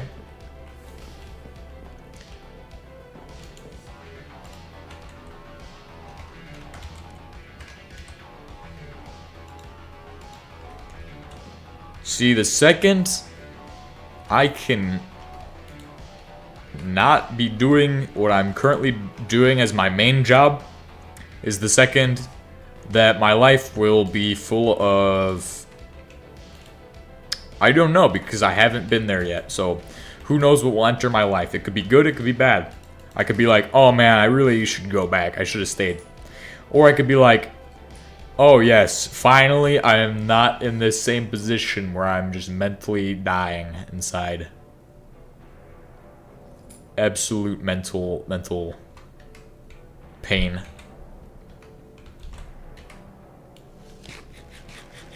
The thing is that the more I learn about how people work and all of that, the more I understand that this is just stupid and not an effective way of doing things.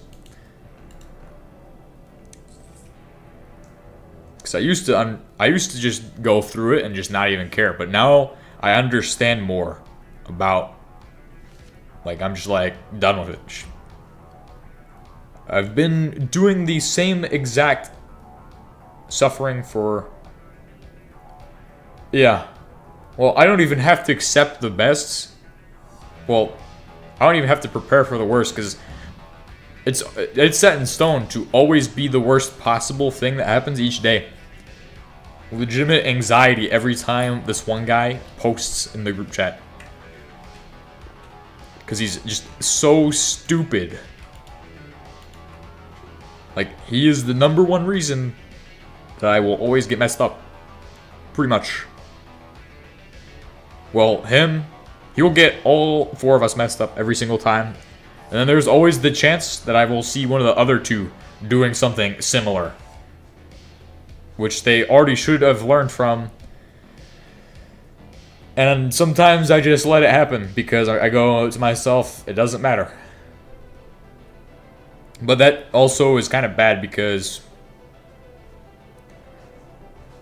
that I can also apply that same logic, which I've started doing to just the entire thing. I'm just like, it doesn't matter if I win at this thing that I'm trying to win at, like doing some kind of quiz or whatever. I'll just be like, man, just hand me the punishment, man. Just hand me the punishment. I'll take it. Take it at the tip. Because I know the punishment's easy. Easy punishment. Like what? Do 500 push-ups? Can easily do that. No problem. It's all a time game at that point. Because then I'm just wasting their time. And it's just become that, where it's more of, oh, so I'm gonna get punished with an exercise or like paperwork. It's just wasting their time more than it's wasting mine. Like, I can accept that fact and then go, oh, okay, well, you're just gonna punish me for this? Okay. I'm just gonna... So what? You've just wasted your own time. Could have been with your family and kids, but you've spent all night concocting pain for me. So I've just we've done both equal parts. Equal parts of punishment. I guess why it doesn't really work, a punishment system. But some cases you need to have that. I think the biggest aspect of the human brain is dopamine, is where you reward somebody for doing the right thing, but that does not work always.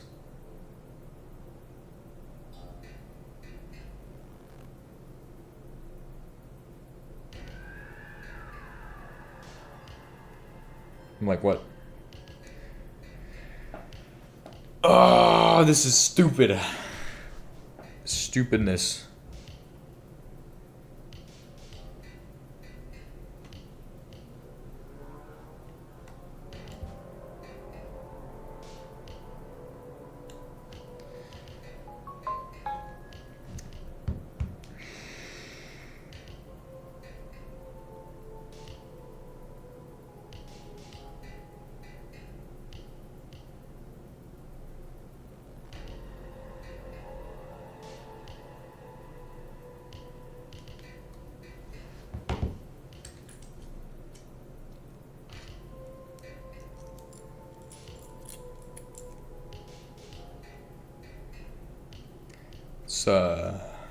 This is so stupid. I hate to complain, but I have to do it because I am a human being. So I need to complain to somebody, and I'm just gonna complain to you all because you all are there. Like, you all are my closest friends, even though I don't even know you that well. You all are the closest thing I have to that. Whereas everybody else is just people I know. Don't even want to bother with them. Why do I have this still? Oh, that's because we didn't make the dynamo. We just made the low voltage transformer. Okay, well then how do you make a dynamo? A steam dynamo hatch, right? Oh. You need that. You need a second one. We're going to be doing a lot of crafting soon. But we have pretty much everything else. Soon we're going to have to... Pretty much what has to happen is this entire thing has to be torn out and rebuilt once we have everything for this. So I'm going to shove all of that in there. The other thing that needs to happen is the production of those other dynamo hatches. The 4-volt dynamo hatch needs a LV dynamo hatch, which needs low voltage coils.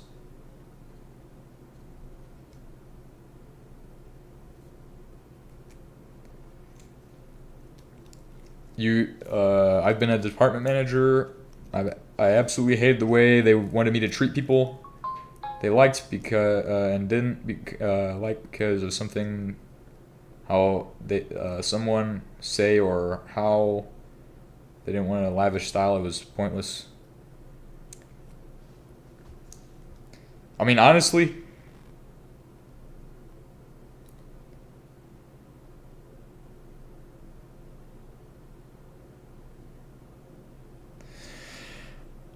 Honestly, I think the next time I see this guy, I might just completely destroy this guy. I'm definitely gonna get into a fight with this guy. It's definitely happening. Well, I don't know if I can get that angry though. This guy just keeps doing the same thing. Every time somebody says something, he immediately thinks he's going to put some kind of joke response. Like he's a buddy to this guy who is the boss, okay? So basically, what that means is essentially he is treating his manager like they're best friends. But in this case, the manager is not going to want to be best friends. Obviously, I'm sure it's pretty clear what kind of organization I work for, so military organization. So just the military, yeah. But I've been dealing with the same stupidity for pretty much 9 months at this point, if not more. Because, well, that's 5 months and then add 6. So almost 11 months of stupidity of this type where the first 6 months I don't count those because it didn't matter. It didn't matter if things got stupid. It wasn't that stupid. But now I'm here and I've been 2 months at this place. Absolute stupidity. Like, I already understand how to act. But then these guys show up they don't really understand that, and then I have to pay for that.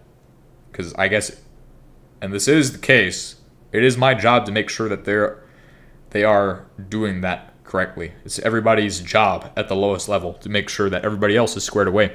But my greatest issue with that is that I don't think it needs to be that way necessarily. I don't think I should need to deal with that. That's just complete, like, the guy next to me should already be squared away, in my opinion. That should already be the case. Like, I shouldn't have to deal with that. That's not the case. He's just... You might be right. You might be right. But everybody already hates him. They already hate him because he's just a, like, complete piece of garbage. Complete garbage. Now, he does have some good qualities. And I will give him that because he does know what he's doing to some degree. He does have great leadership capabilities. The problem is that I believe if he was in a leadership position, he would be like selfish or greedy, which is the issue. And that's not good. Very immature. Like, that's a lot of things I see with a lot of people my age. Like, I am actually a lot more mature. Like, I am 19, and I'm a lot more mature than a lot of the other people my age. Because a lot of them, they have external interests that I just don't have, really. If I were to describe it that way. Like, they have their own personal interests. I don't really care. I just do what I'm told, and then I don't really think when I have to... I don't really think when I have to actually think for myself. I just kind of just try to do something, but then it fails. It's a problem, though. But I've met a lot of people like this guy. Like, I met a guy who couldn't actually lift 50 pounds, pretty much. But that's just because he gave up on himself, and he just got everybody messed up for that. Like, he made us do what's called a worm, pretty much. It's a long sandbag that 6 guys have to hold. And he made us do that for extra time. So, that guy is interesting. But he wasn't immature necessarily. He is just something else. He's more of... I think he understands that there's... Like, he's in the position where... Oh, I'm not getting out of this. I might as well make this just sound this way. But that's one perspective that people have, usually. I've been in that position. I mean, it might have been 100 pounds, but... Like, it could be anywhere from 50 to 100 pounds because he had a pill, which is a sandbag, just a regular one-guy sandbag. But it's huge. I lifted the exact same sandbag, and I thought I was weak, right? I thought I was weak, and I lifted that exact same sandbag and was throwing it over my head. So, I know that guy should have been able to lift that because he was bigger, taller, and probably should have been able to do that better. So... That guy was... And I am not a build that should be able to lift heavy weights at all. I do not lift heavy. I kind of lift lighter loads, really. But if I were to strap, like, 200 pounds to my back, I could take 200 pounds with me. It'd be pretty annoying, though. I wouldn't want to do it. I wouldn't want to... If I need 200 pounds of equipment, something's very wrong. That's what I like to imagine.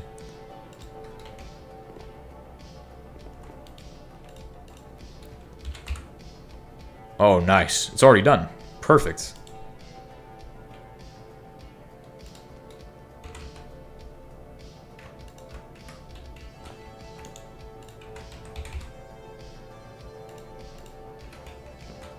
Alright, make the, what's it called? How do you make this? It's no wand circuit.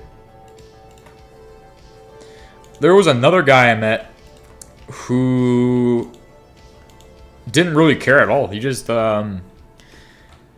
His mindset is more of, oh yeah, if we get messed up, we get messed up. That's the right mindset to have, so.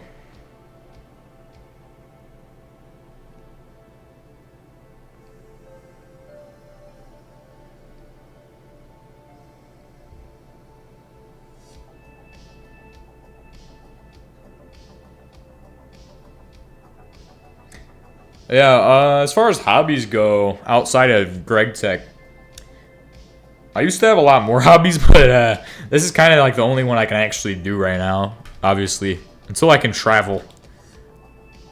But I will get, some of my favorite things to do are like hiking and stuff. Hiking, I like Supersymmetry, obviously. I like to hike. I want to get into airsoft again. I got into airsoft when I went home for holiday, and then yeah,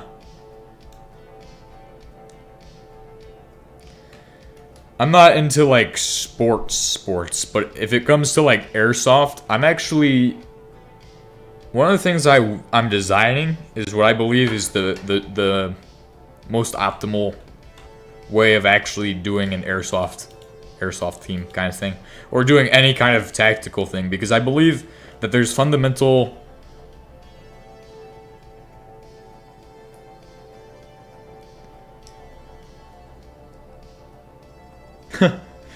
when you're leaving, you tend to say back to the factory, and most people never understand it. That's funny. Hey, if you work at a factory, that'd be even better, because then they're like, what? He's going back to the factory? I gotta take down all of this heat exchanging stuff. It's gonna be kind of awful to do.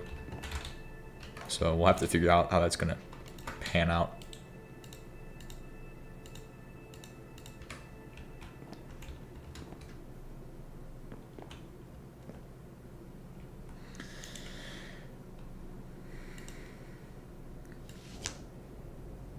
Like, for airsoft, I've actually been adapting a lot of tactics that I have learned from both sides of, like, a lot of sides of the world. There's a lot of tactics that I look at them and I go, there's flaws with this, but I also see the advantages.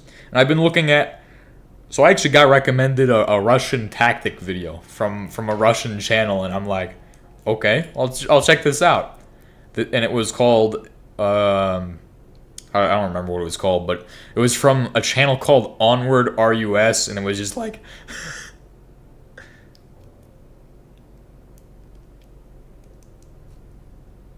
oh. Yeah. That could be a problem to have that kind of confusion.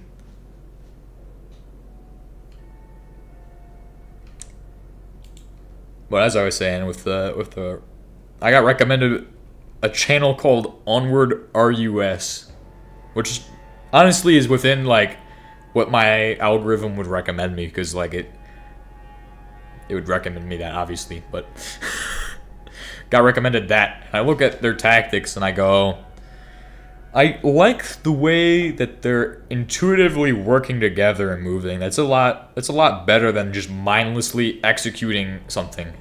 Intuitively understanding is a lot better than mindlessly executing. But under stress, how well does that work? It's gonna be an issue. Well, I would apply that to like a 6-man team, is what I would do. A 6-man squad with 2 3-man teams. 1 squad leader in the Alpha team, and in the Bravo team, 1 team leader.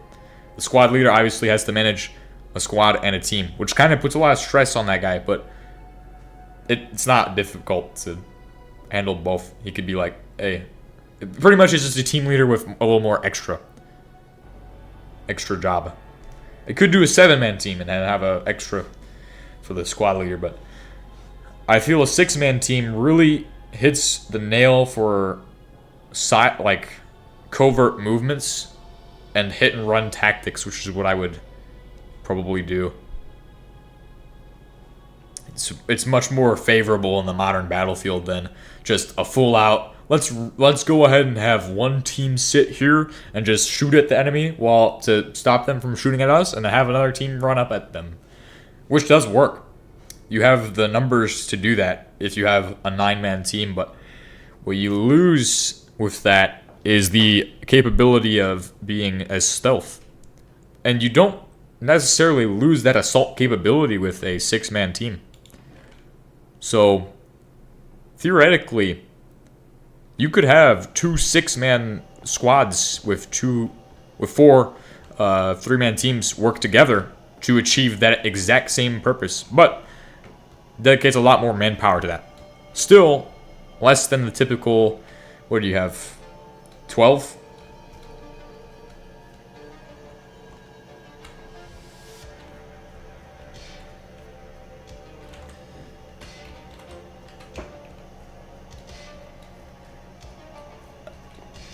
The biggest thing with the tactics is you have to, there's deeper things like lower levels to it, and I'm not really adapting it to my life necessarily. I want to eventually be able to bring that style of tactics to a force eventually, whether that be airsoft or maybe my actual job or something like that, but that's not going to happen in my actual job probably.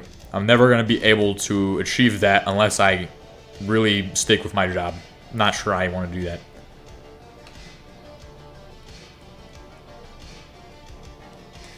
Well, in an American squad, you would have 3 teams of 4 technically. That's the most you have, but it's supposed to be a squad of 9. One team is an HQ element, obviously, so that's just guys to support the squad leader, like your RTO and stuff. However, that's a high profile, and also that includes the MG team as well. If it's a heavy weapon squad, that'd be 12. Then that's 12.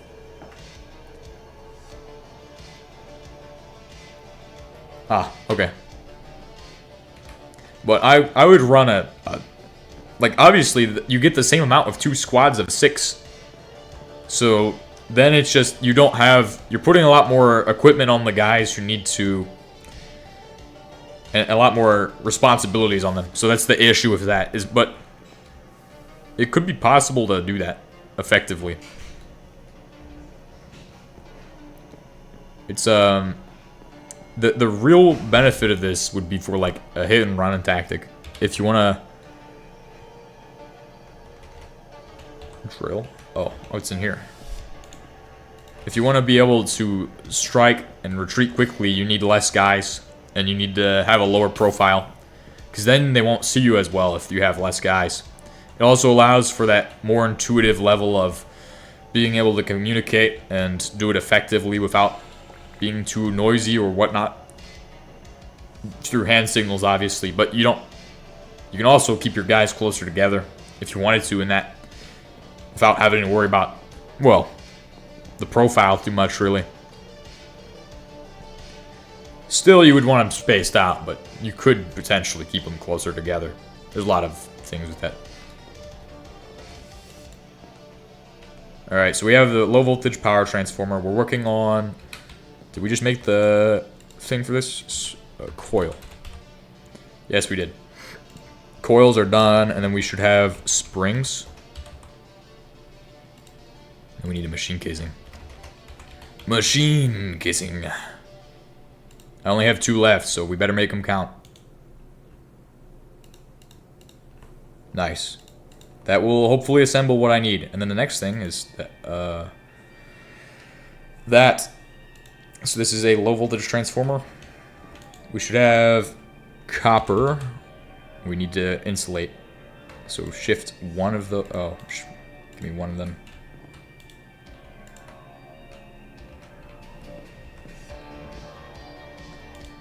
Okay, now let me get a wrench to rotate this.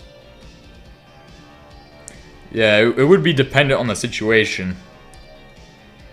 But certainly, as I mentioned, the 2 squads can work together to create the 12-man squad, pretty much. It's just a lot more, I would say, it's gonna be a lot more different. Yeah, I don't know how to explain it. It's obvious, like, what it would be like, so.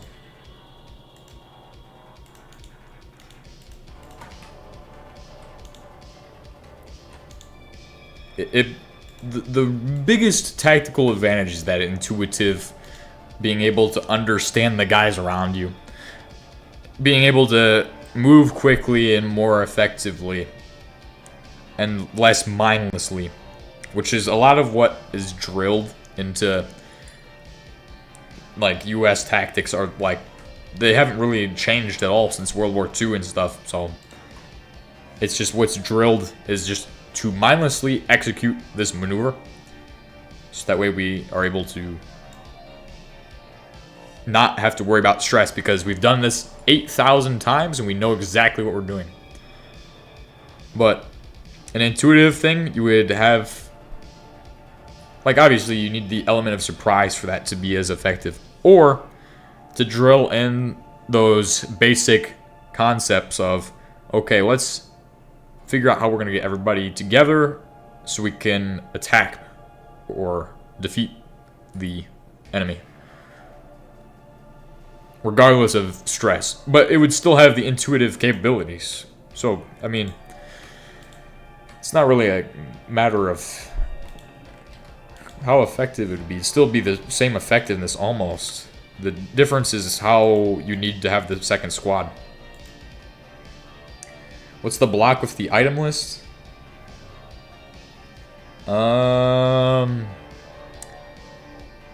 This is a storage scanner.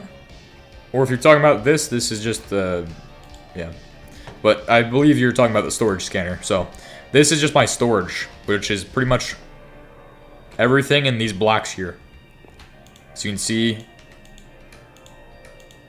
there's a lot in them.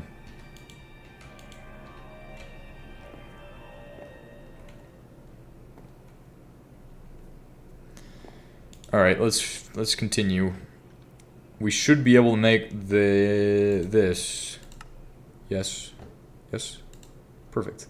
Then, with a low voltage transformer and a dynamo, I'm able to take that and put them together to get to the next stage. I also need 2 4x10 wires.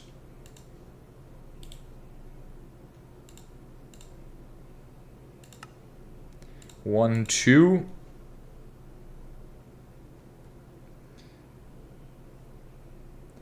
You just scan, and then it will scan all the storage, and you can just star them, and then it adds them in, so.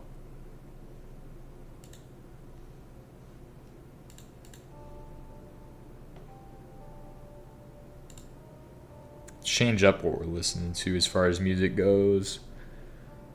10.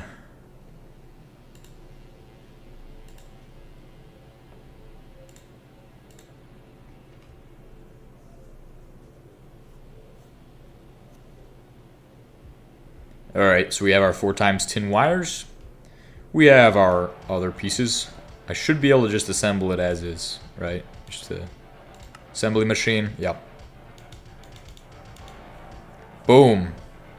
And then finally, we have to take that to make the 16 amp one, which is just 2 8x wires, and that should be pretty easy. Boom. Then just do 2 of those. Gives you 2 8x. Then we need to make a low voltage one. Yes, that is the radius.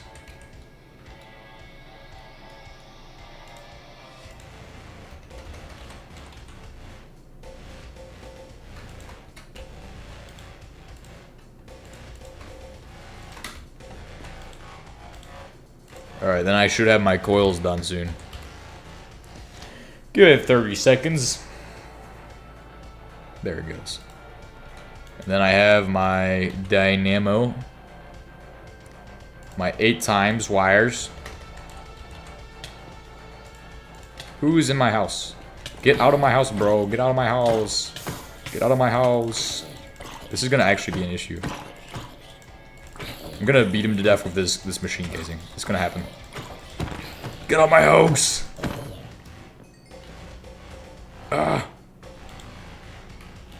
Assemble it here. Boom, boom, boom. And then one final one. There's another one. There's another one. This is actually stupid annoying.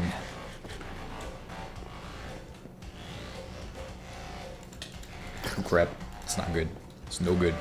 It's no bueno. It's no bueno, dudes. It's no bueno.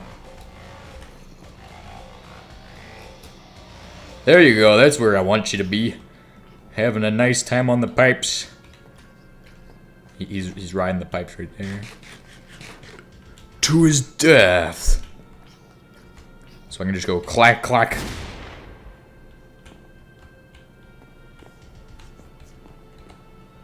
They came in through this door because I left it open. I'm stupid. Unless they came in through this way. Could have also happened that way. Oh yeah, we gotta make some more of those factory blocks too. We should have the dynamo hatch done though. Boom. So that means I can technically build the turbine, but I need to wrench everything down. It's time. I need a wrench. Do I not have a wrench anymore? Did I use it? Or it's on me? Oh, okay. So all of this has to get wrenched down. We have to be careful of whatever fluids it might be in the pipes as well. So just, oh, that would have been an issue. But that's a heat exchanger for the other line.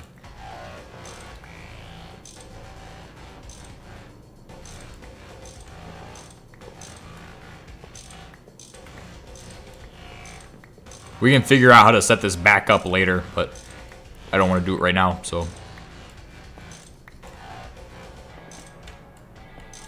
We'll probably do it in a future episode.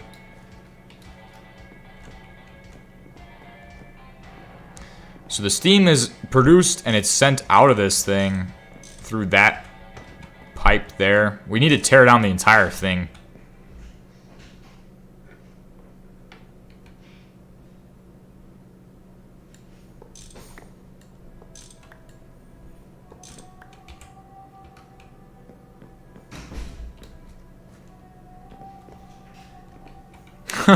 It's crazy.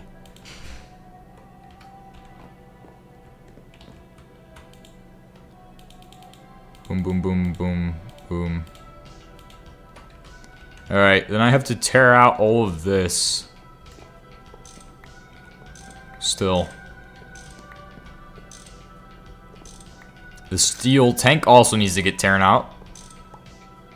And then we'll have to designate an area for ore processing as well, because I will have a steam ore processing set up, so that needs to still be functional in some capacity, but it's not as big of a project as this is.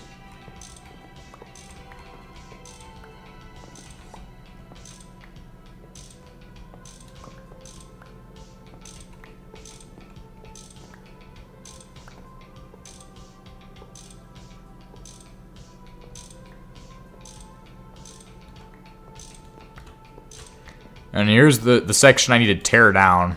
Chilled lava. We got our lava tank. This needs to be moved so that way it functions the way it needs to, pretty much. I don't know how to explain that. But we need that to be functional in a different way. And then we still need the ability to have extraction from this. So that way I can still pipe out, but I can still run my turbine at max efficiency. That's where the thing becomes an issue, because I will have to do a barrel between the two, which is the best way to do it, or to run the steam tank between the two, so that way you have the ability to output that steam, and then still run a heat exchanger. So that's how I'm probably gonna do this: is have the steel tank go between them.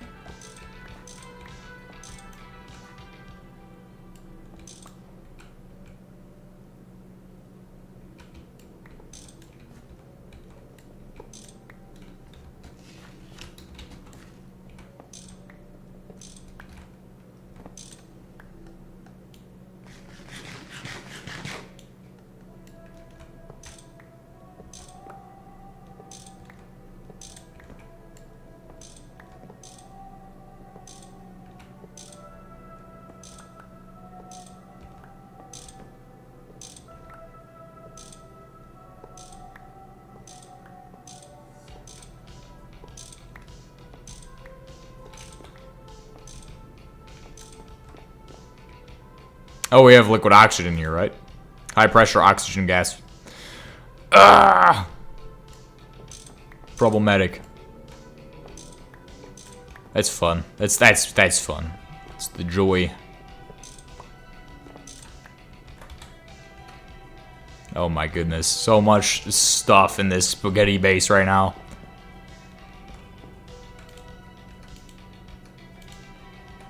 Where did I put it at?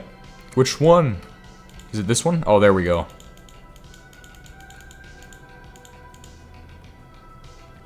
So the heat exchanger needs to move position like a couple blocks over or something along those lines, or potentially a couple blocks upwards, because energy production is going to happen into that. So that is where the energy needs to go. We need to figure out a way of getting it there as efficient as possible, which really isn't an issue with these. But I don't want to make a bunch of superconductors, so we need to avoid superconductors for that. So we'll have to first identify where the wire is located in relation to what I'm trying to do, which is right there. Yes, so that will be the turbine dynamo hatch, pretty much. Turbine dynamo hatch goes straight to this. Then the actual rest of that should be pretty easy to do as well. And I should actually have, I think I dropped something in there, but it would appear I have not.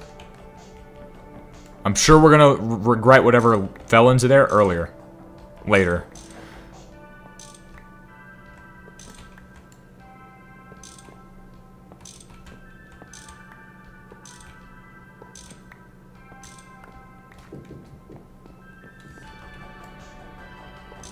Tube furnace. Get rid of that. Latex collector technology. This mod pack any good? Yes it is.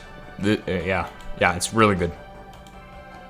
I might sound sarcastic, but that's just how I sound. This is 100% good. Would recommend it. I've been able to do like 3 playthroughs of it, so it's got replayability. It's definitely good.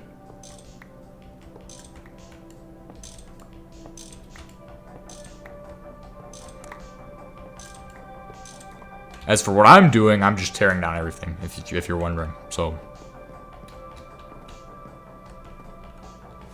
what am I doing? Brain damage. That's what I'm doing. Obviously, the battery buffers are gonna go off the sides of these, and then that will be how we determine like what machines are going where and stuff. So battery buffers hook off of these. These have to be the 16 times 1 if you want to run a 32 amp setup. You can do that. You can definitely do that like this. So you just have to use that 32 amp or 16 times battery buffer for those.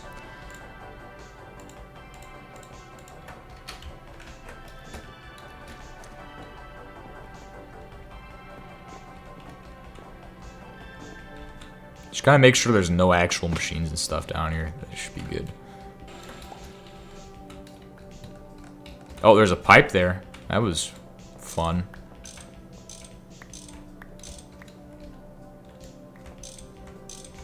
Alright, now that's the steel pipe, or pump.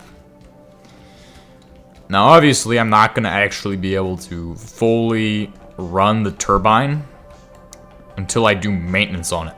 But that's not the real goal with this. The goal is to get the turbine so I can have it functioning. So that's what my goal is to get a functioning turbine set up. So that way next stream, or whenever I get to it, we'll be able to actually turn it on. And then just be pumping out power into our base.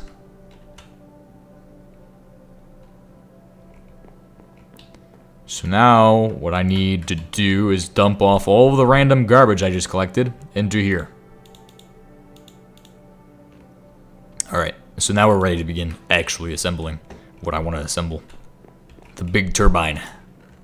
Huge turbine time, guys. Huge turbine. This is the moment of all time. So, assembly, just put in the turbine right here. As far as assembly goes, it's really quite basic. All you need to know is with the actual turbine blocks and the alternator needs to end at the dynamo, I think. Just like that, and then you have your 16 amp dynamo hatch, which is not going to connect in yet, because I don't have my wire cutters on me. And then we just do this. Now it's all up to how the Zalgonians decided to set this thing up. So, you have your dynamo hatch at one end, and this has to go on the opposite end. So if I have the dynamo hatch facing like that, then in relation to that, this is the large steam turbine. So, that means you do not place that here. Just go ahead and build this.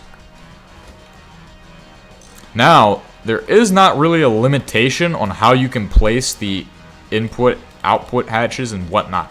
So you're pretty much set to do whatever the heck you want with those. You just have to have the placement of everything else correct. So then the other thing is these 4 steam turbines go into there like so. That leaves me with room for the input hatch. If I want it here, I could put my input hatch here. But this is kind of restrictive because I will need to have that heat exchanger in here somewhere. And I think, obviously, I'm going to be running this kind of up there somewhere. So it's going to kind of make it interesting. So the maintenance hatch can obviously go at the bottom. That's a no-brainer. Then a input hatch on this end. I think I have an idea of how I'm going to handle that. Because then I could just build this next to that. So that leaves the large steam turbine piece here. The output hatch can go on the opposite side, if wherever you want it to be, except for on the dynamo hatch. And I can put this wherever I want it. So if I want it here, which is probably not where I'm... It doesn't matter where I put it. It's just going to be like stupid steam, low pressure steam. But I think it has to be on this end here. It might not actually have to be there. Let me take a look. 'Cause I believe... And I might be... I'm definitely wrong. What can this be? Yes, yes, yes. You can definitely do it wherever the heck you want. As long as you have... Oh, never mind. It has to be at the very end. So, somewhere at the end, we have to have that. Obviously, you can do it phasing whatever direction you want, but it has to be at the end somehow. Oh, that's not how I want to do that. So that leaves us with a functional steam turbine setup. As long as I can get the blocks in. And I should have enough, so it shouldn't be an issue. Boom, boom, boom, boom, boom, boom, boom. Yes, perfect. Next step is my favorite step. It is plumbing. Figuring out how to do plumbing. Which is a lot easier now, because all I have to do is move a machine to do plumbing. That machine is this. The solid steel machine casings right here. These function as a steel tank. So I have to move them so we can get this thing up and running.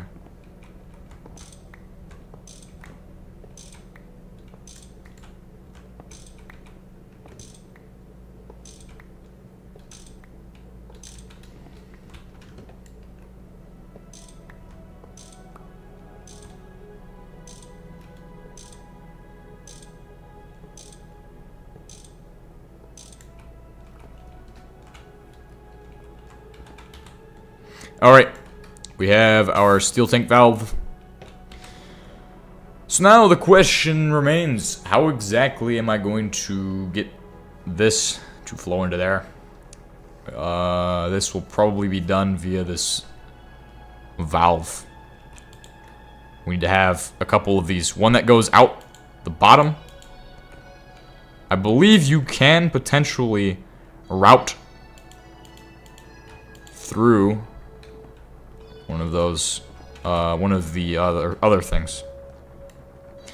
Now that maintenance hatch can go anywhere on this machine, so, you know, if you want it here, congratulations. You can put it exactly there.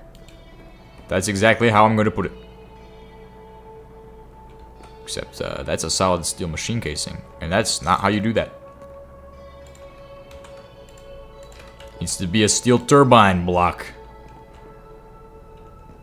Now for an actual steel multi-block tank. Fill and drain through the controller or tank valves. So that means you can fill through this thing. That is the multi-block controller. So essentially, I now have the ability to pipe the steam down and up through a bottom one. Which is it's going to be a bit hard to get that to face the correct way. And then through a side one. And then route blocks around. Just place blocks around it. Go up top. Through whatever nefarious means I can accomplish that by. Whatever destruction I must achieve.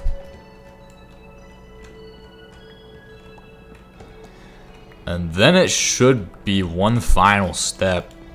Now this buffer will actually probably put in some kind of delay, which I might not want, but it's kind of an essential step for me to be able to meet all my requirements to have, and it's an okay compromise. It's okay. It's okay to compromise sometimes, but maybe it's not in this case. Who knows? I don't actually know, because I'm just going off of what somebody else told me about, oh yes, this works kind of, so you can do that.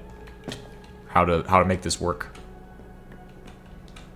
So obviously with this, we'll have to have the water on the side where we have the water go to the steam.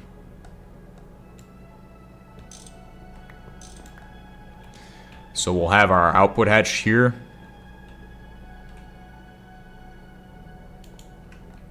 That's gonna handle the water. Which means this is gonna be an absolute pain. Either I have to do it like this, or I will have to find some other way of doing it. Which is gonna be a-okay. It's gonna be alright, guys. It's gonna be fine. It could work a lot better if I just stacked it, but I can't do that unless I have another tank there. Because the tanks should allow instant transport. It's pretty much like a barrel. Especially with an input controller and stuff like that on it. Also, if I do it sideways, that's a lot of energy. If I do it sideways, it kind of causes some issues too. Because then, it might not fit within the chunk, and it won't. So that is an issue as well. So I will be forced to do it like this. But that's fine, I can handle that. I just gotta take it apart now.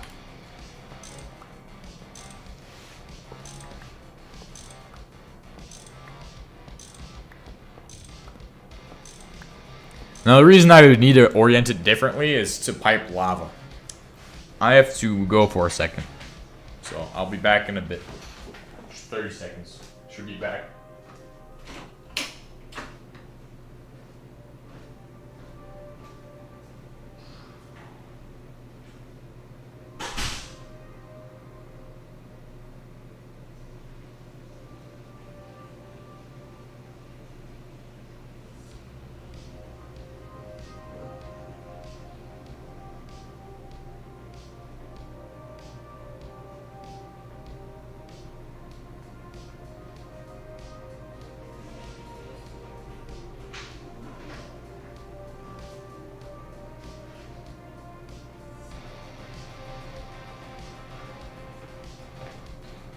Alright. Let's get back to it. Effectively, this will need me to pipe lava around, But we've been running lava through a barrel. So we should be fine to do a pipe eventually that goes around. And we should have enough surplus steel pipes just sitting around at this point that it's not going to be an issue. It really won't be an issue. This thing is like a trumpet almost, by the way. Like the way I'm building it, pretty ridiculous. I honestly wish I could pipe everything through one side of the heat exchanger and then just route it back through. Like, kind of have everything, so that way it's like all on one side. Just have a heat exchanger where it's a little shorter, but can route everything through one side. Then obviously, with this, I have to place in my heat exchanger center piece. Well, let's lay out the actual pipes first, because that will tell me how long I need it.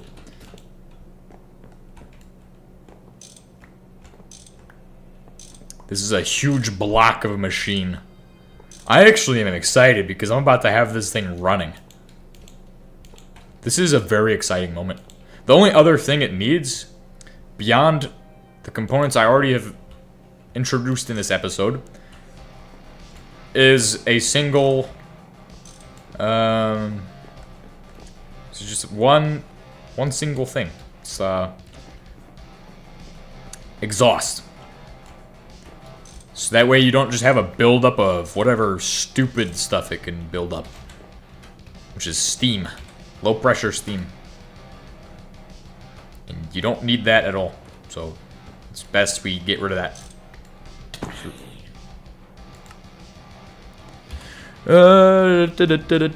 Apparently that's a beautiful way to mess with me. Yes. 5, 4, 3, 2, 1. Stop, dude. Get out of here. I do not need you in my life, bro. Just run away. / home. 5, 4, 3, 2, 1. Oh, there we go. Back home. West Virginia right here. West Virginia. Gun. Pew pew. Bolt. Revolve. Yes. My bang bang. Clack clack. It's all I need to make sure that we don't die again.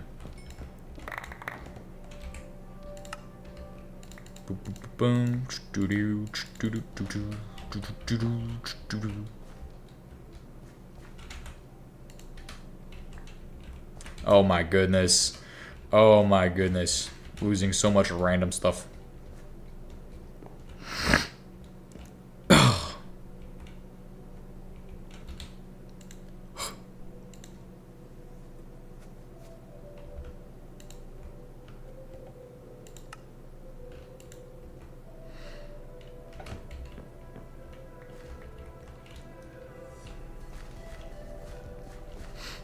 We're about to assemble that final piece.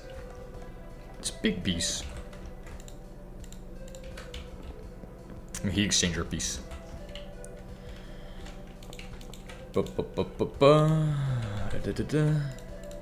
We need an input hatch right here for my fluids. Where's my other piece that I need? Because I need another thing. Where is the piece I need? The maintenance hatch. Maintenance. Hatch. Right there. No, this can be done a lot smarter. Look at this. I can be smart or I can be stupid, but that's the smart way of doing it right there. And then I can just do lava on this side. So, we'll figure out how to do that in a second.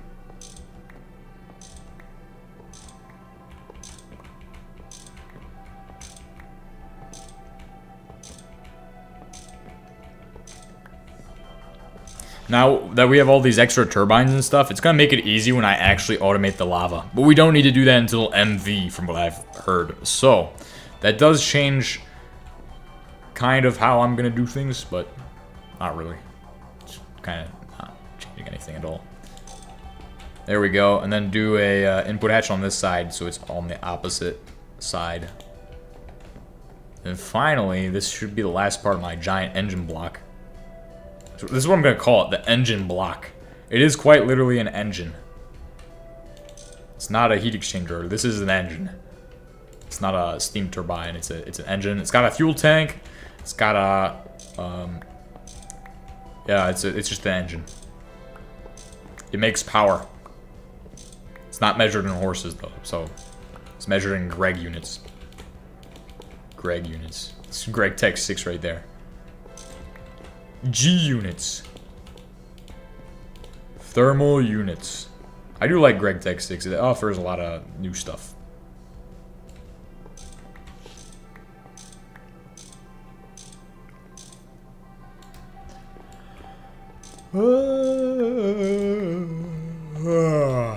Just gotta yawn sometimes, man. Just gotta yawn sometimes. Jump up. 1, 2, 3, 4, 5, 6. Boom, boom, boom, boom, boom. 18 pieces, so it's probably about 9 blocks long. I don't actually remember the measurement, but this is the setup. And the good thing is it places the lava on the side, so when it exhausts, I can just send it into the LV area to make fiber, or to a dumper, if I set up a dumper anyway. So I don't have to deal with it all through centrifuging, but I can if I want. It's always nice to have that option, to have it to where I can send it straight to a centrifuge. And this just leaves a few machines I have to remove, but not right now. So just gotta get water into the setup. Places it closer to the water, so that's an interesting feature.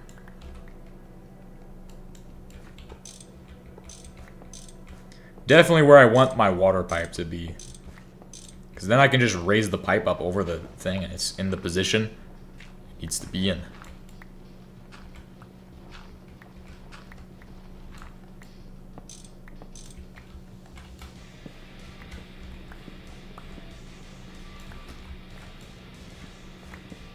Then we have a nice little space underneath that you could potentially fill in with a second turbine setup, because it would be 3 blocks in theory.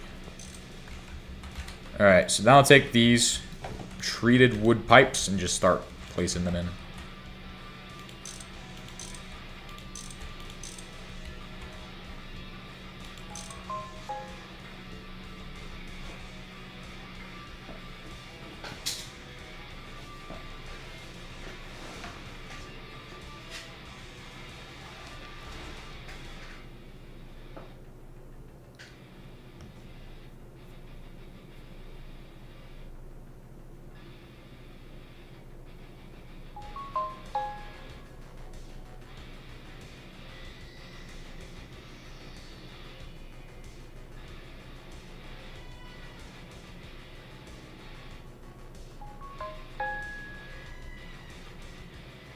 Oh my god.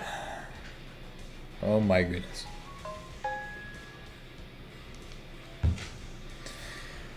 This guy needs to learn. He's not gonna learn. He doesn't have brain cells. He can't learn. He can't. He has no brain, but he must learn. It's not gonna happen. I don't know what kind of pipe dream that both sides are at a stalemate where they don't understand how to effectively. You know, I will just have to make this guy learn. I will have to do that on my own. I will. But the thing is, I'm taking zero initiative. Zero initiative at all. You know what? I'm just done. I will not even care. Tried making a couple stacks of bronze pipes and then using them as a barrier for your base. Just to pump them with steam and let them sit there. Yeah, I have that on the other side. It's a pit, but it does the same thing, essentially. It's just copper pipes instead. You don't need the full pipe. You just need a copper pipe. Because a bronze pipe is a lot more expensive than just running like a tiny copper tube. But if you want to use more tin than copper, yeah, that would make a lot of sense to go with a bronze pipe. But I just use copper. I just use copper. Oh, did I see some weirdness going on here? Yes, yes I did. No, I didn't. Okay. Water goes there, and then we have to dump everything out of my inventory. It's soon gonna be time to start moving our machine lines onto the main line. Oh wow, it's powered.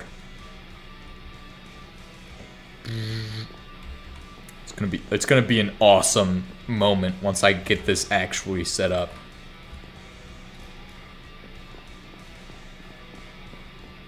You can also use lead if you wanted to. Lead's like where it's really at. Lead's the future. Because nobody uses lead for pipes. Don't know why. We need to do maintenance. Maintenance.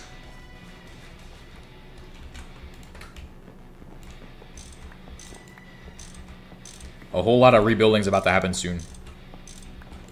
Especially with all of this random stuff that I have to move and stuff.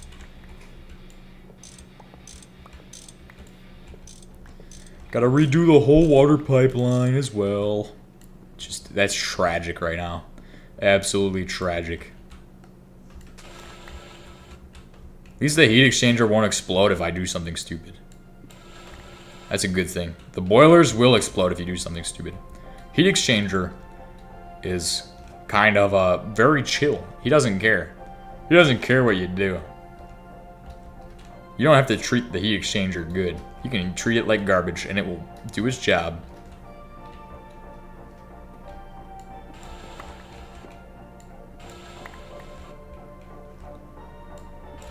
I know I'm gonna have to replace all these bricks at some point, but I will be fine to do that for now. Just stick with that.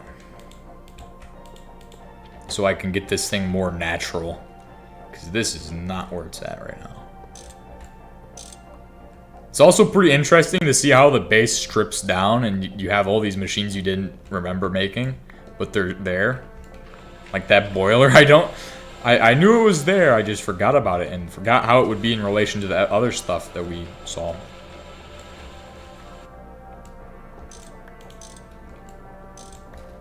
Then we also have 2 fluid boilers. Ooh. Okay, gotta drop all my stuff off.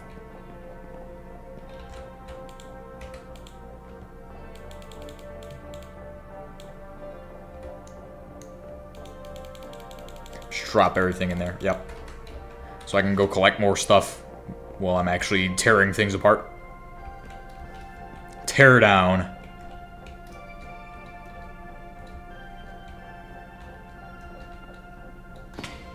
I should have some more machines. Yeah, I have a liquid boiler. I should have a second one. So that's an issue if I don't.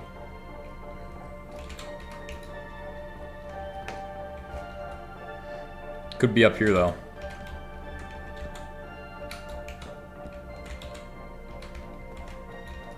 Or not. Maybe I just have one. Here's the actual initial high-pressure boiler from back in the early Stone Age, or whenever that was.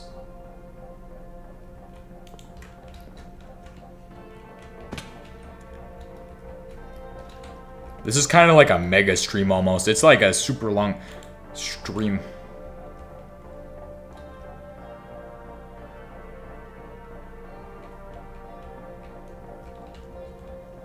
This is the 3rd time I've restructured the base. Technically the 4th.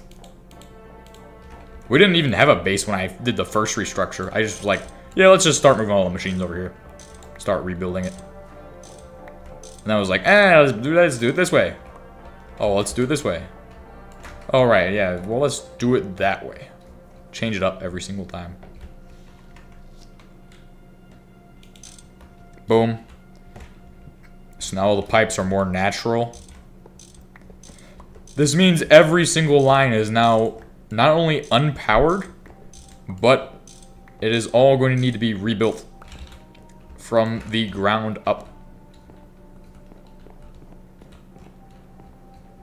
This is going to be my power center for that. It's pretty much a power production area.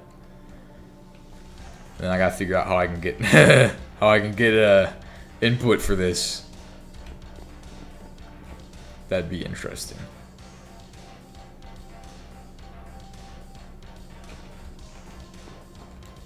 it's gonna be a challenge. It's gonna be a real challenge.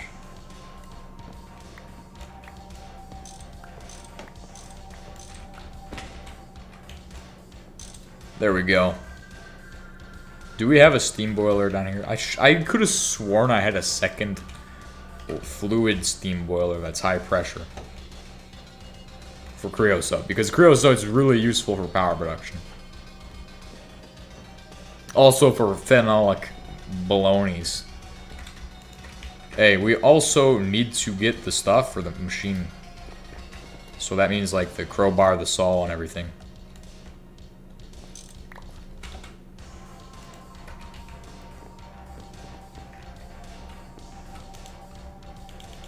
So let's go ahead and get those crowbar and saw. Crowbar. Where are they all at? I know they're in one of these boxes somewhere. Typically, these are the ones that get filled up first. Oh, here we go. Okay, no. Here we go. There's one. It might work for a few. Got my hammer. So I only need to do 2 machines with that. And then we're cooking with gasoline. Gasoline. Or something.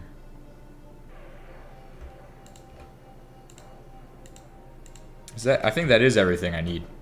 So let's go walk up to some of these machines and teach them who's boss. Maintenance. My screwdriver is broken. Ah! Let's go ahead and see if that actually did it, though, because I need to check before I go doing other machines. Maintenance is fine. Yes, do you have any maintenance problems? Yes. No, you don't. Thank goodness. Oh, that's this. Are you kidding me? It's doing the wrong thing. How? It's so simple. I have it set up the way it needs to be. Well, if this is an input hatch and that is an output hatch, that is where the problem begins at. Okay, that's where the issue started. This means I have to make it all over again. Oh my goodness. Well, this is a predicament. It should be fixed though soon. It should be not a predicament soon.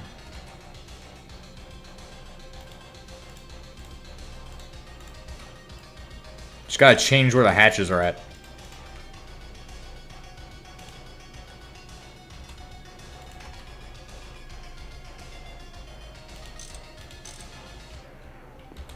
That's the output hatch, correct? And then we should have an input hatch somewhere up there.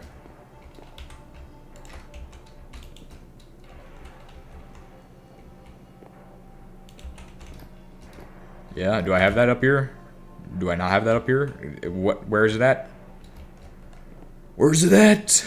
Because I know it's up there. I know it's up there somewhere. I know I did something to put it in a block where it's not supposed to be. I think it's because I built on it. So it didn't actually move.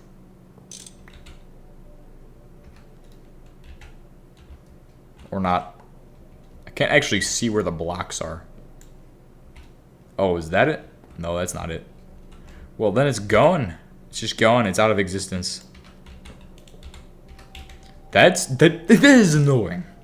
That it decides to make a pillar there. Great. Here's my output hatch. Then my input should be right here. It's just what I'm looking for. Grab this. Boom. Now I can input lava here. Have steam is still coming out this side. Is that where I said steam's going to come out of? No. No. So does it need me to input the steam on the same side as the lava? No, this just means I can do it the same way I was doing it before. Doesn't take that much brain power to figure out. You don't need to put in too much work to make this happen. This way. You just need to reorient how it is.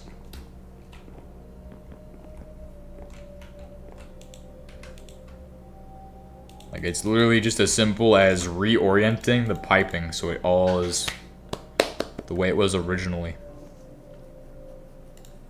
Or orienting the machine itself. It's another option. But for me, I'm gonna go with just reorienting the inputs and outputs, and then also making the screwdriver while we're at it, because hey, I kind of need that right now.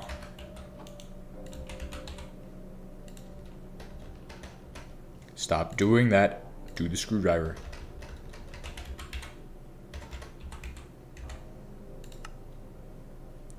Me not understanding how to do things correctly. Yes. Typical.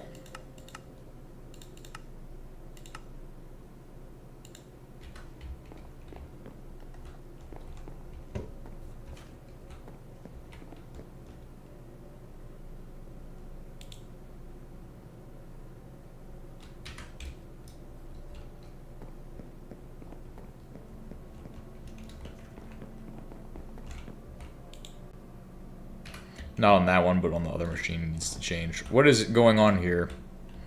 So what kind of stupid nonsense we got in here? What's in there? I can't tell what's in there. Because nothing would be in there. Because okay, that's an issue. Empty. That's good. We don't want anything in there. So now we can just reverse how this is gonna go. So my input will be here. This will be lava. Doesn't matter how you input it. That's the lava.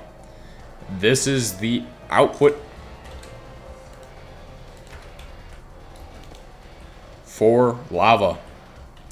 This is the input for water. Water, lava, water, lava. Right, so that will ensure that whatever goes in this pipe, okay, whatever goes in this pipe is going to be going out the correct output line. It's a complex thing for supersymmetry to understand. So the input hatch goes there, that's the output hatch for lava, this is the input hatch for water, right?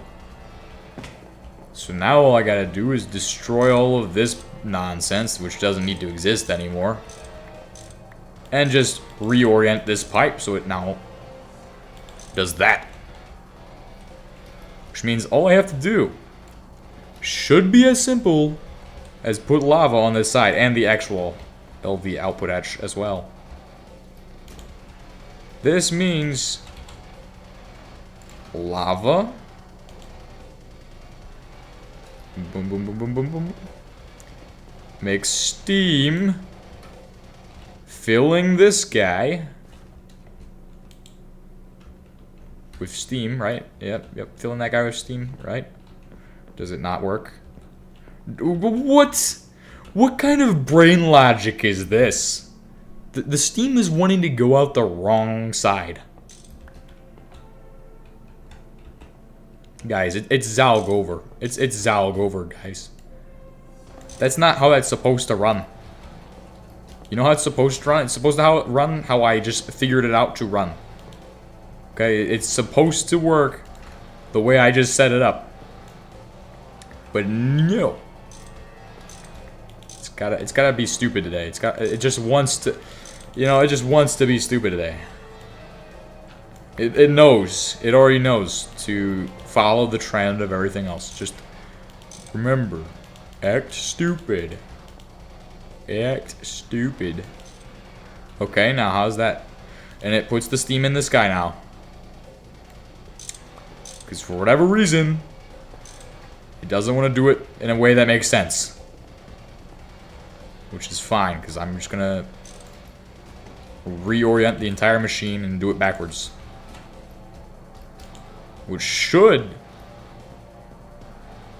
keywords on should, place the steam in the correct spot now. Well, if it's doing it across like this, that means that the lava needs to go to this side. Which changes everything again. It literally changes everything.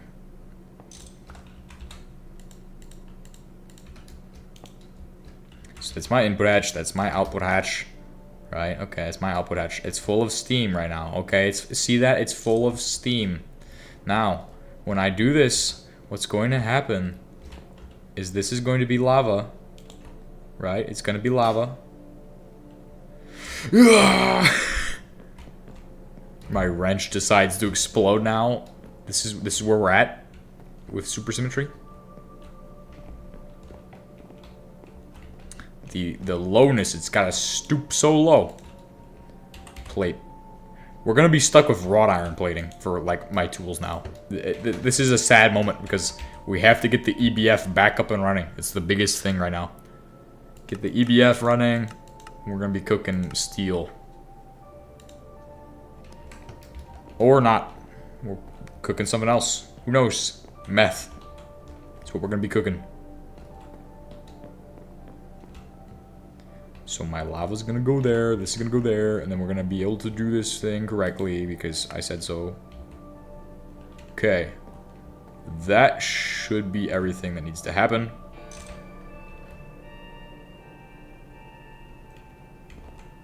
Well, if we leave that as lava and then just run water through this side. The trend is for it to decide, oh yes, yes, I'm going to do the opposite of what you want. Why? Why? That would have worked really well if it was on the other side. Could have worked so good. It just chose to not do so. Which is a stupid thing. Alright, so we got water here. We got water here, right? Okay, this shouldn't be too hard for it to understand. Should not be too hard for it to understand. Water there. And if lava goes in on this side... Holy... What? Why? Why? Why? Okay, it doesn't want to work correctly.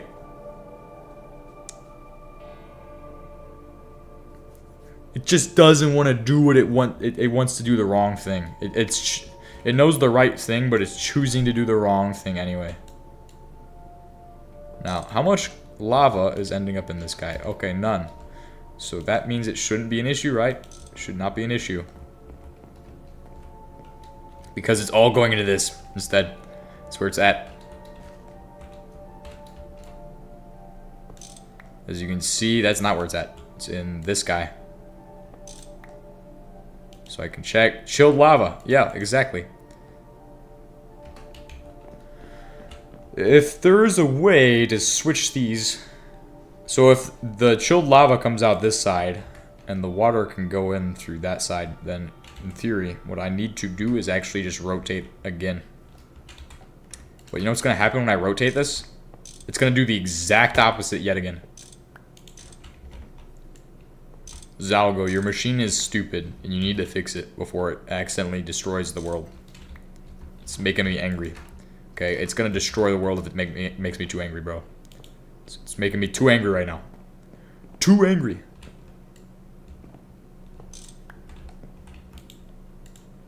The alternative solution to this problem is to run it. Just the water. If this doesn't work, I'm gonna be really bothered. Because this means the entire system is just never going to work the way I originally built it. And I'll have to rebuild the entire heat exchanger to work correctly. With the turbine as well. All of it will have to be rebuilt. If I can't get this to work the correct method. So it's all about, can we get this to actually work this time? Or is it going to just act a little stupid? What it's all about right now. What it's all about is how stupid this can actually get.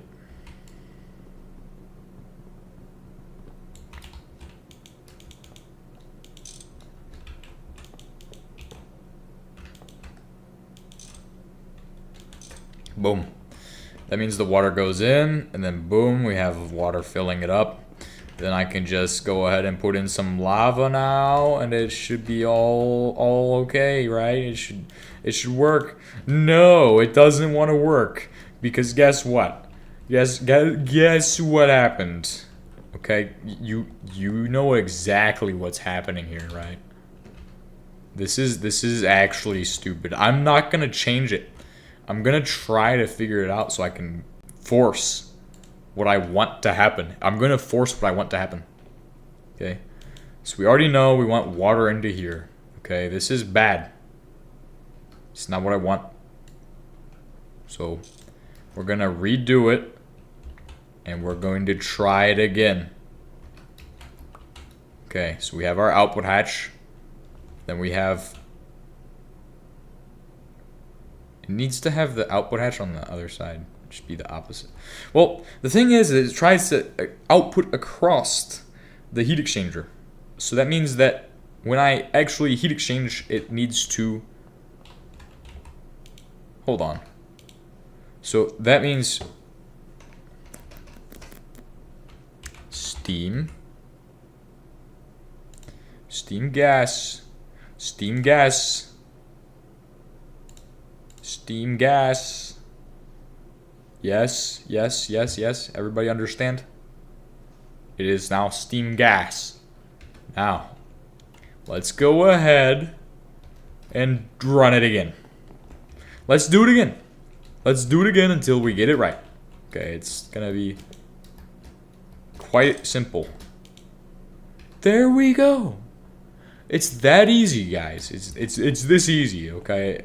It's just it wanted to be difficult until I told it exactly what it needed to do.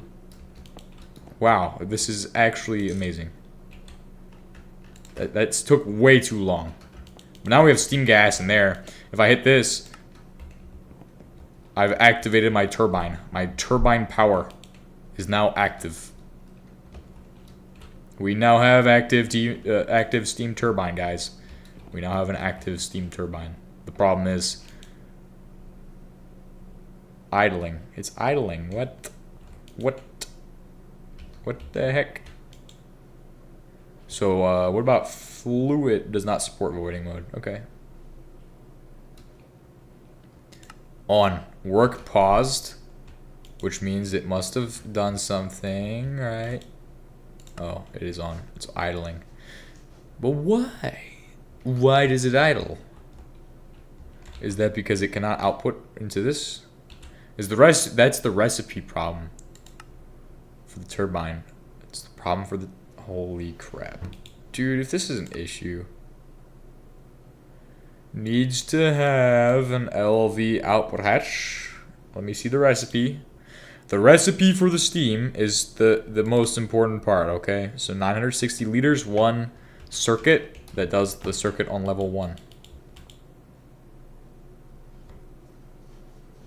It needs an actual circuit to run. Apparently. That doesn't make sense. It shouldn't need a circuit to run. It should just be able to... Oh, or it needs lubricant.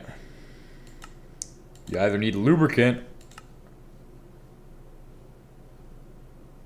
I didn't think it would need to work outside of the Provident to draw a power. I don't know. Is this a... It is consumed. It is consumed. So you need a circuit. It's fine though, because I can make the circuit happen. That would need to be on an input hatch. That means I need to switch components of one of these machines. See, here we have an LV input bus, and I don't need that there. I could use that on this guy to put in a circuit. Take the turbine casing so I can do that. I now have an input bus, and that gives me the ability to do a circuit on level 1, and that means I now am oh yes, here we go. We're cooking with exhaust, which leaves me to finally be able to do what I want to do, which is just take a solid steel machine casing and go place it somewhere. So it actually will run and continue to produce steam. Thus, concluding the setup of this. So now, I have a full tank of steam. I have a steam turbine that runs. And I have a power grid that is effective. What happens next is pretty much moving everything into the new grid. That's going to start with 16 times energy buffers because those are the biggest thing that we need to move. Going to be the most important and crucial part is these energy buffers allowing me to provide energy to machines and all of that. So that's a pretty important thing to move. And then after that comes the wonderful machines themselves and brass tubing for my low voltage section of the base, which we already have everything done for the brass tubes. Essentially, it should just be as simple as moving some stuff. So we have 4 there, which is 4 amps of power. Allow me to convert down to make the power. And then we have steam here. Awesome. It's awesome sauce, bro. It's awesome sauce. We also have a battery buffer there and another battery buffer here. So it's already 4 battery buffers capable of being ran in the base. The future proofing comes from the brass pipes, right? That's where it's gonna be at with moving items, is using those brass pipes. So let's get a couple brass pipes cooking up. Let's get some music playing as well, because it just reached the end of the track. So I need to make brass pipes, and that's really simple. Here we can have a brass pipe. This will transfer 32 items, which I've been told is enough in most cases. And that's probably enough for what I need. This is the 3rd layer I said would be included in this design, is the 3rd layer. So as far as this works, it allows you to stack layers of pipes and then have space between for maneuvering different inputs and outputs into the line. And that makes a main bus, which allows items to flow in one direction and one direction only. So if you want items to move from one block of machines to another, you need to keep that in mind. So we'll have, for water, we need to get the water piping in, because that's the next big piping. It's water. Since a lot of machine processing needs water, this is one of the bigger lines for bigger pipe configurations to set up. Oh crap. They're back. They've returned to cause me more issues. Don't worry, we'll fix it. 30 seconds. Bang, bang, bang. And it's problem solvified.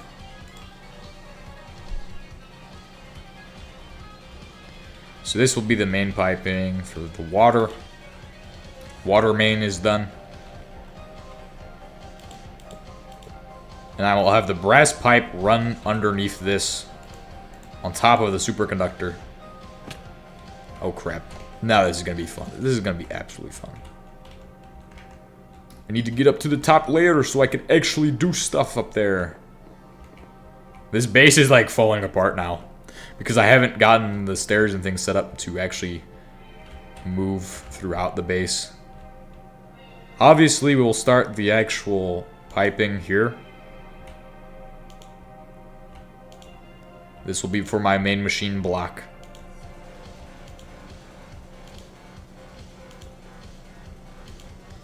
And then on the end, or in the center technically, we have the ability for my storage. Or we could do the storage in a secondary bay off to that direction. Or we could do the storage here. Doesn't really matter. I really would like to do the storage on an end piece though, because then it's a lot easier for me to be able to go, okay, this is this and this and this. But I could also run it here. Or under the ground. As long as it all ends in one spot, which is the storage scanner, that's how I'm going to get items around. But first I gotta bang bang clack clack this guy. That sounds awesome. Bang bang clack clack. That's a new one. It's a new one for us, for the channel. Ugh! Do that. Yes. Then do this. Boom. Should be good to go. Water is now piping through here. Awesome. Absolutely fabulous. Just what I would like to see. A huge water pipeline on the top. That will give me my water movement. And then we should... So item movement here, water movement on the top. Then we need a storage center, which is going to be in this kind of chunk here. So we'll have to carve that out for the new storage. The problem with this is that when you do all your crafting on that end there, you're going to have to walk back and forth to the storage. So it means you have to either know exactly what you're doing to get the items to the machines you need them in, or just like have some kind of magic to do that. There's ways to do it, but I do not want to try those, really. It's not going to be pretty. You could do it with redstone, but I'm going to avoid that. I would like to avoid redstone wherever possible. Avoid doing circuitry. Or some AE2 nonsense that we can't really access yet. So we have to excavate the whole chunk to get that ready.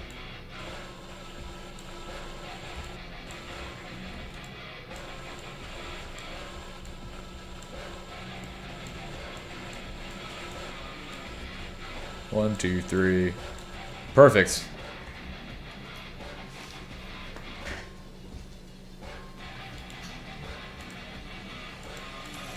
Ah, crap. You just come out of nowhere, bro. Holy gold. This is stupid. It's so annoying. Oh my gosh. This is not what I need in my life right now. I do not need this. Let me go back so I can go get my stuff. He's dead. Wow. Wow. Crazy, huh? That's just crazy.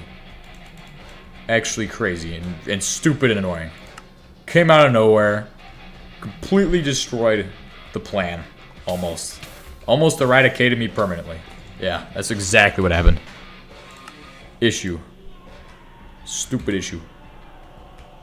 Oh, but let's get back to actually digging through all of this dirt so we can set up a storage center. Storage is going to happen here. We can have power route that way.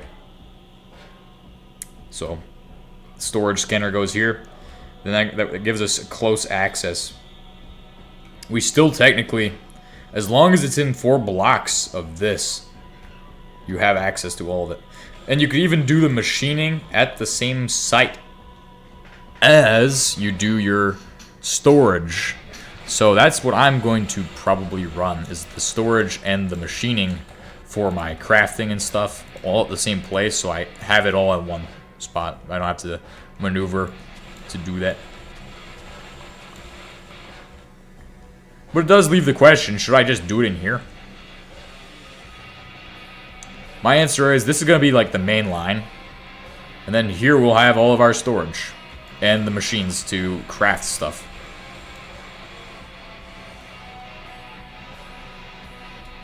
It's kind of a problematic thing though.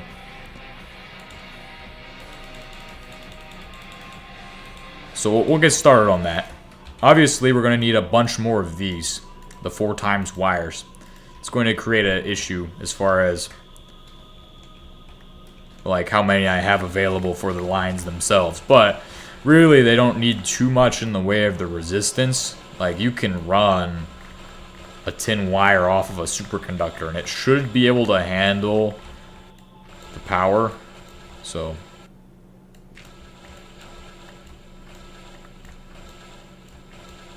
the problem with that is the amperage, but it should be able to handle the power. So as long as it's in the battery buffer, or beyond that, that's good. It's able to handle it. And then here we can have all of my steel stuff. Or some others, or the ore processing. Steam machines. Wherever they end up. They're going to end up somewhere. So, they will still be used because we still have them. And we still need to use them.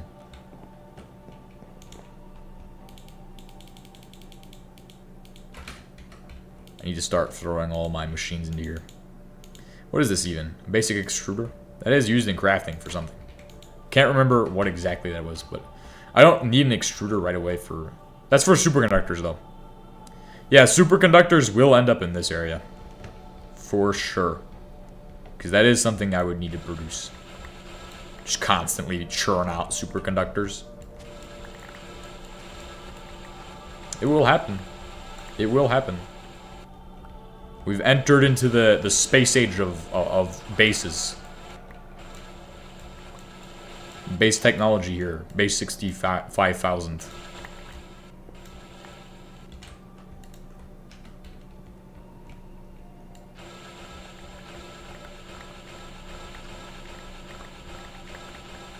Boom, boom, boom, boom, boom. Destroy.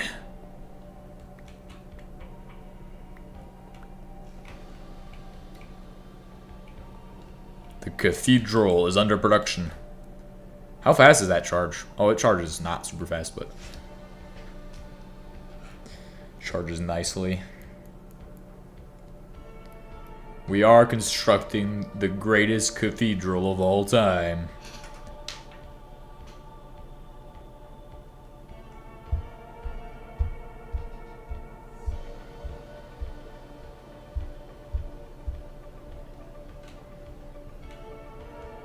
Okay, I need my drill back so I can actually get back to work on this.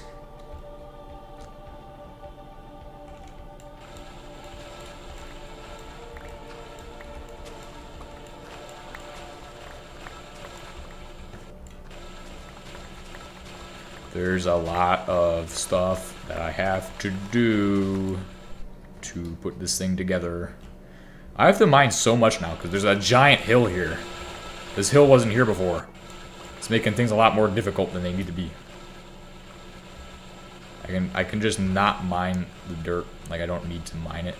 I don't need to have hands on this dirt. I don't need to collect the dirt is what I'm saying. I need to mine it, I don't need to collect it. And I'll just charge up my thing while I do the superconductor shuffle. Alright, superconductor shuffle, here we go. So this is gonna be as simple as 1, 2, 3, 4, 5, 6, and then we're shifting it into the next block to do the rotation.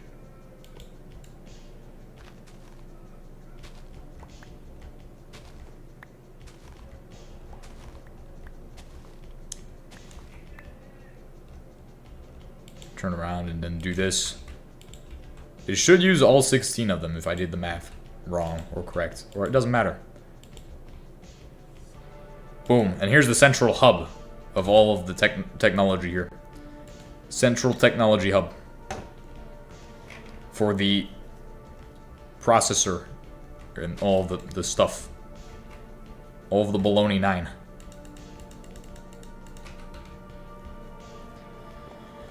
So here's where I'm going to need to harvest this. It's harvested with a pickaxe. Also, every single other machine here is ready to be moved. So just get a wrench and we'll just start moving stuff. Here's my low voltage battery buffer.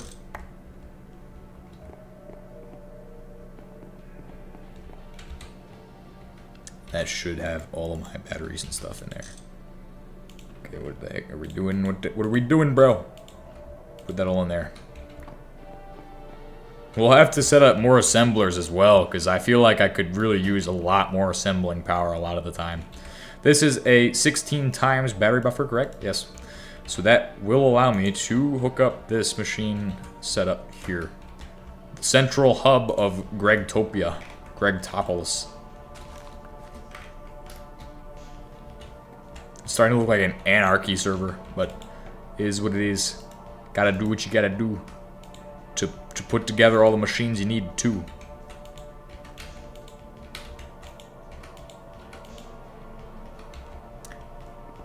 Yeah, this is awesome. Absolutely awesome. Bending machine. The lathe. Oh, I need to put all the batteries in as well. And then we'll have to set up all the storage boxes again, which is absolutely fabulous. That's my favorite part of this process. It's going to be those. So, of course, to do this, just do a lathe, a bending machine, and then all of these output onto this side. Right? Your lathe, your bending machine, your basic machinery, okay? The things you don't touch are your assembly machine, all of that won't go there. They're gonna go on the opposite side, or somewhere else. Somewhere accessible, but not there. My ore washing plant, I don't even know what's in it. I don't know if I should have broke it or not, because I might have thrown away some valuable fluids, but... And then an autoclave. So everything that I usually use for some kind of production purposes will hook up to this line. Okay, we'll start off with the wire mill and then the machine there. That's all assembly machines, and then obviously you have your chemical machines, which are your chemical bath, your ore washing plant, and your autoclave. So those are all important as well. Rotate those like that. Now we just need wires. Congratulations, I have enough for none. Because I need to do more liquid nitrogen. For a completely lossless system, use more liquid nitrogen. Liquid oxygen. Maybe I still have enough power in here to find manganese.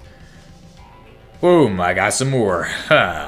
Should do the trick until I can get the rest of the stuff knocked down.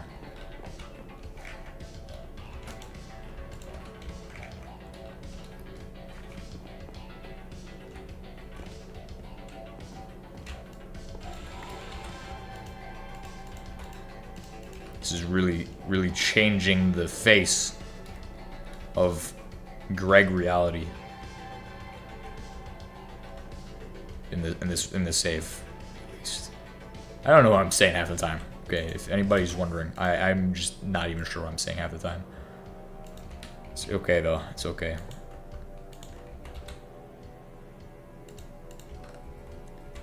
All right, that leaves a lot of space for extra machines. If you want extra machines on here, you got a lot of space to do that with. Obviously, my assembler. Well, there's a few other machines I will need. Notably, the extractor needs to go onto this here. A solidifier needs to also be present in some capacity. So that'll be this side. We'll have the extractor and the solidifier. Well, solidifier will go on the bottom and the extractor on the top. So that way I can output to either of these guys. We'll need to get some drums now. Which is going to be me crafting them by hand, probably. Probably from lead, or whatever we have available. Thankfully, now that we have this set up, let's just go to the tower and set up the production we need. 1, 2, 3, 4 of those, and then the rest is all rods and stuff, which we have.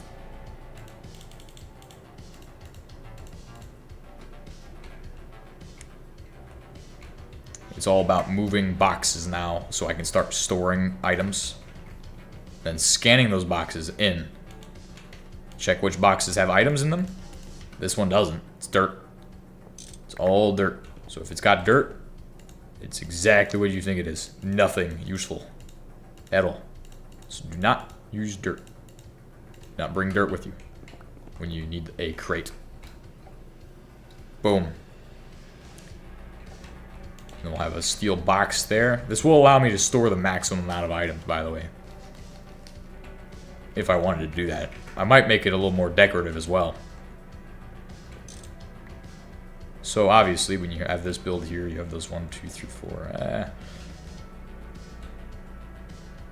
Just give it a bit of space there. Just put it on the wall. What do we have in here? Nothing. Perfect. Move it. What do we got in there? Nothing. Nothing? Nothing? Yeah, here we go. Here's nothing. Which leaves me with all 3 of these ready to go. All 4 of them. A lot of them. Perfect. The circuit assembler and the other thing need to be implemented right here.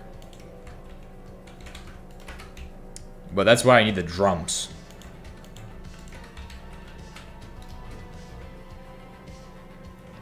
And to craft those, I need to find out where I put all of the other steel components. There's a few places they could be. We'll eliminate which boxes don't have items, obviously, from that mix.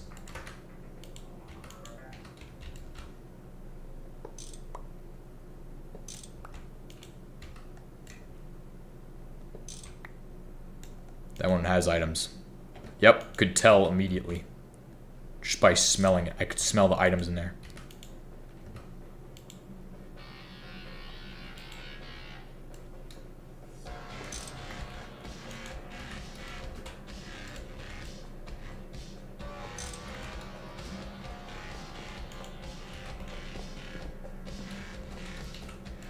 What's in here? Nothing. Good. This will make it easier to move because I'm not moving any of the stuff that's full, but I can still move the stuff that's full to these empty ones. And then have it organized in the end as well. That way I know where stuff is as well. If I need to manually access, I can even do that. And we do have these. Question is, does the Forge Hammer still have enough power to handle that? I do not believe it does. So I'm going to carefully... I'm going to just search for the other alternative items if I have them produced. If I don't, we may only be able to make 1 barrel. Super limiting.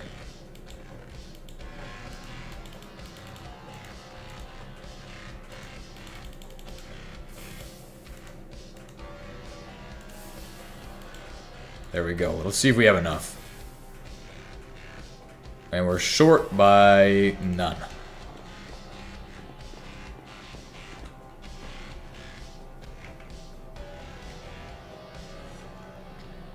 Which means we need a steam pipe as well to come over to here for some of those steam assembly lines. We can fit those in. We could potentially put them over there, but I don't really like having a nice open area for stuff to come and get me.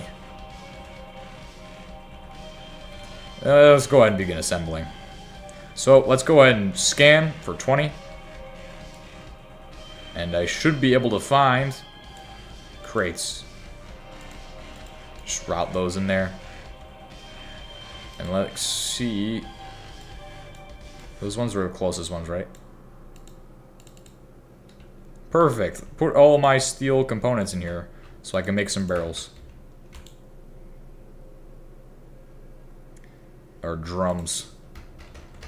Yeah, we gotta play some drums, guys. We gotta play drums today, guys. We gotta play some drums. 1, 2. Hit it with that. Boom.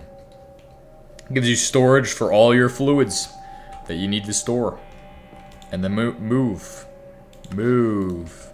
Yes. Oh, nice. I don't have anything in there. But what is in here? Nothing. That's good. Just how it should be.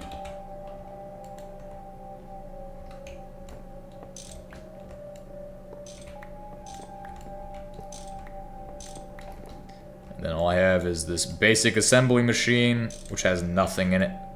A large steel pipe, and a basic circuit assembler with a small steel pipe. And it's time to move all of that. So we'll start moving that. This means that, as far as that goes, to actually get items in, it's going to be a pain to get that. Well, the pipe can go over that and then hook in, so it's not a problem, but it's not the greatest way of doing things. Anyway, rotate these to this side, rotate this and then that, so we have our assembly machine. We can now dump in our liquid tin and put in the circuits, and then over here we need our extractor and solidifier.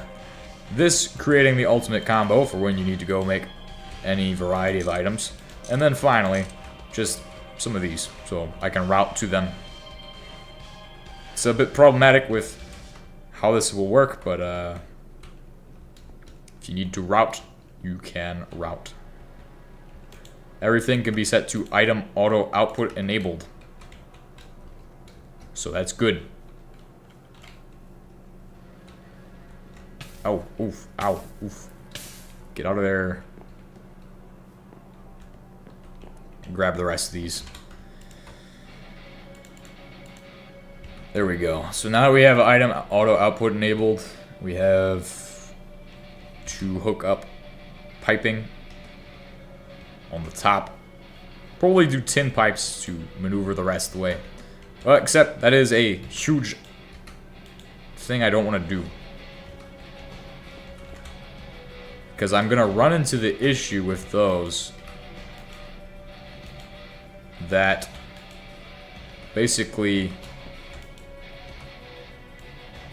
we're going to have to... We're bottlenecking if we use tin pipes in any part of this. So we kind of are stuck on brass. So brass is the throughput, and then tin is if we need to slow it down or not.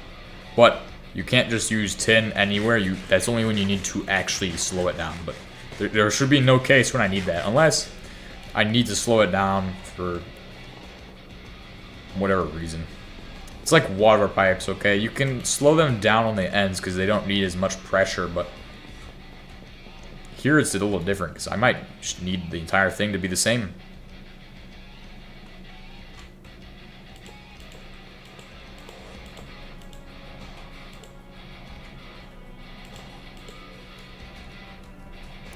Alright, then we can go ahead and figure out how this is going to fit together. Now, obviously, this changes exactly how it's going to output and such to get to that bottom machine.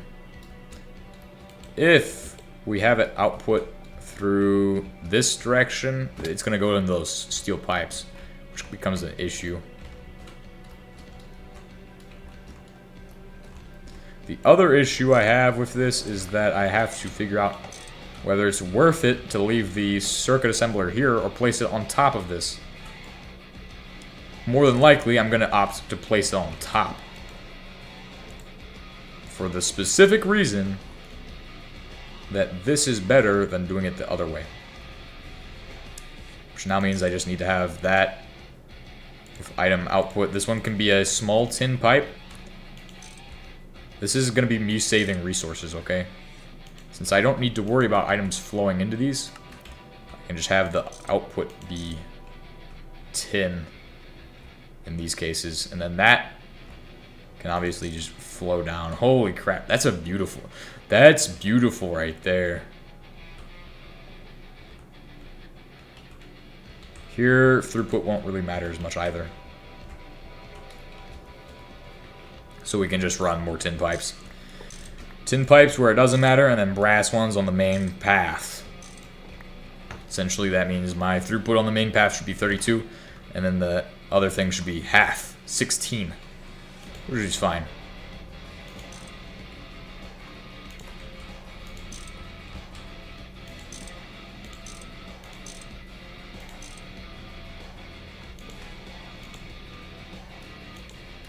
Boom, place it there. Now that allows me to do that and then hook in all of these. Go to here. Output, output, output, output, output, output, output. Should be simple like that. That means whatever I craft will just go straight back in for the most part. Then all I have to do from there is just do a quick shift V on this so that way I get shot.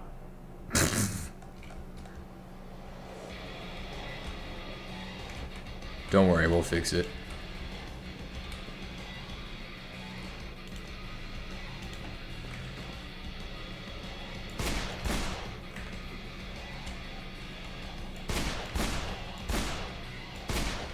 Got him. Where there's one, there's more, so we gotta be careful. Oh, a nice pistol.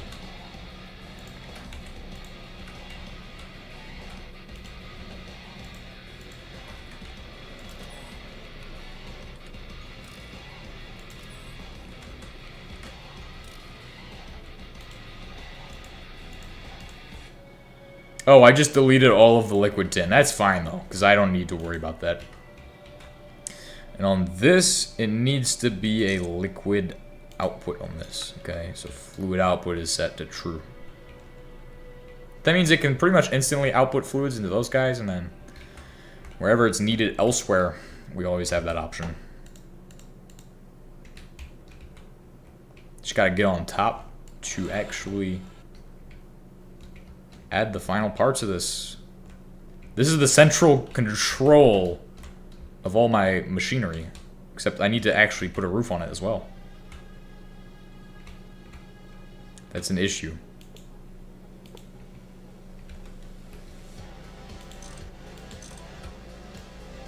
So we definitely need to have yeah, something to not have an issue with this thing.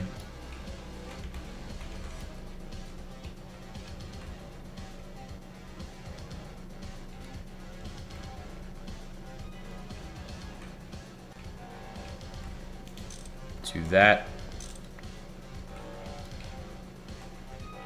So this way none of my machines can just blow up. We need to put like a dirt roof or something that blocks enough of the rain to not have any of that issues.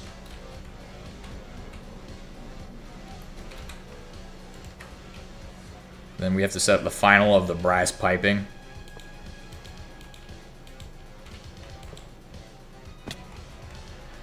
Brass pipes go down like this.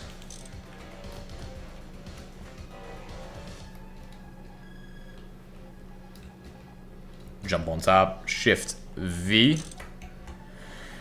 Then we just need a tin pipe. Should be pretty simple to get one. Just gotta.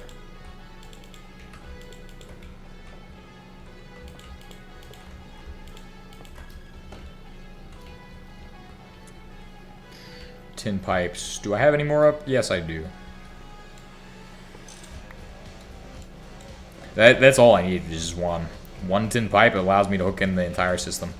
And then everything else just runs. It's just gonna run. It's done.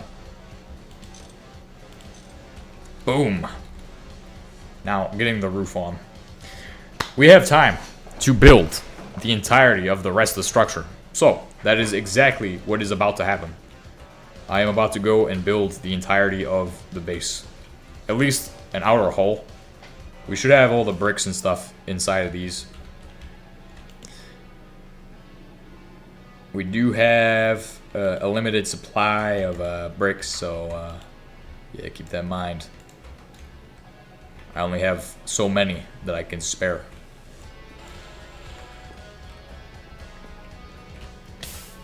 Ow, ow.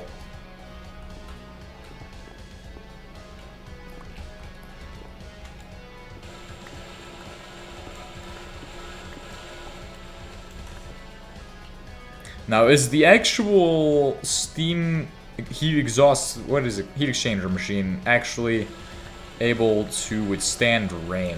That's a good question, because then I might put it outdoors. It looks like it could handle it. Probably not, though, because it's supersymmetry and things like to blow up if you're stupid. So don't be stupid. Don't make things blow up.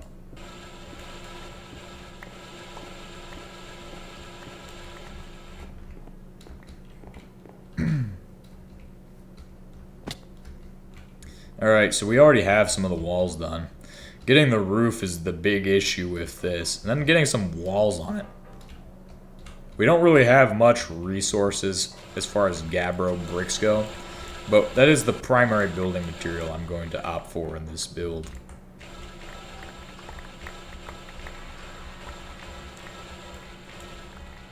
Yeah, I mean it shouldn't. But it probably does. I'm gonna be honest. The heat exchanger probably explodes often in the rain.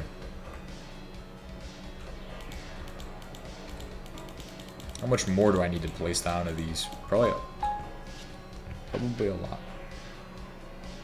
Probably quite a bit.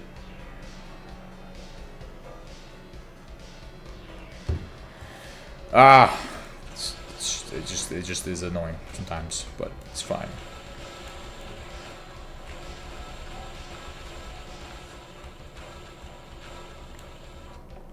Alright, let's just start throwing stuff in here.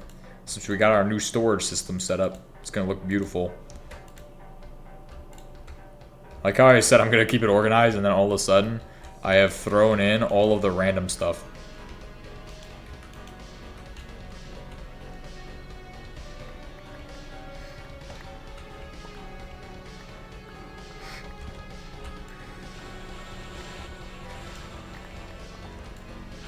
So we definitely need to get a roof on before it rains next. That's the goal.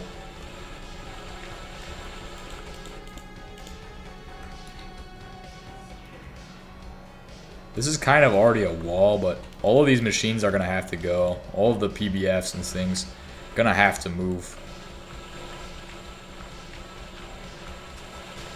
Relegated to uselessness.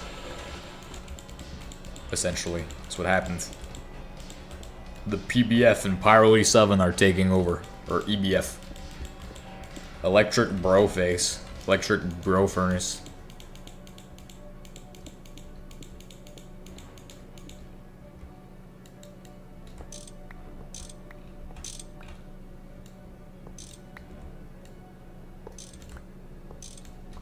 I've got so many tin pipes that we're gonna end up using at some point. Or recycling somehow. What is the roof gonna be made out of? So this is a good question to ask right now, because I don't actually... Probably not anything yellow. I'm getting tired of the color yellow. So we'll have to do something that looks a little bit better. Potentially Firelight or something. Something that looks good. We'll just type in @chisel and we have the answer probably. It's always granite. Or diorite. Diorite wouldn't look bad. If we can do the special chisel material that is very special. There should be a pillar. Yes, there is. No, it looks disgusting. They failed me so hard. The pillar is not what it used to be. It used to be so good. But now that they've decided to ruin it, it's now going to suck.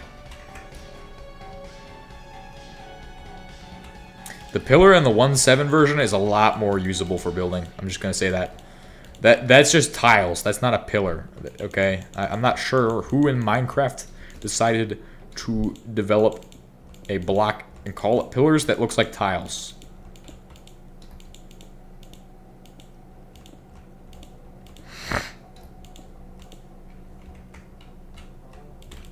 It's looking like I have enough gabbro bricks to cover the entirety of this build, which is odd.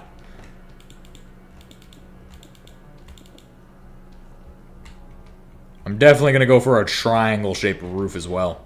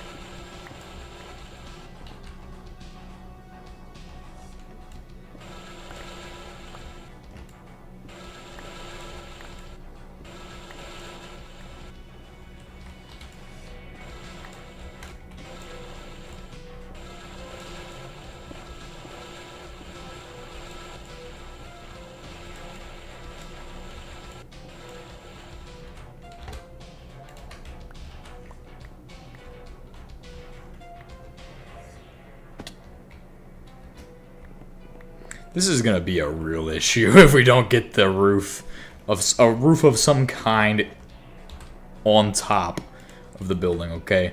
It's gonna be a huge problem because we already have 3 battery buffers and 3 different chunks that we need to have a roof over, and that's not happening. That's not happening anytime soon.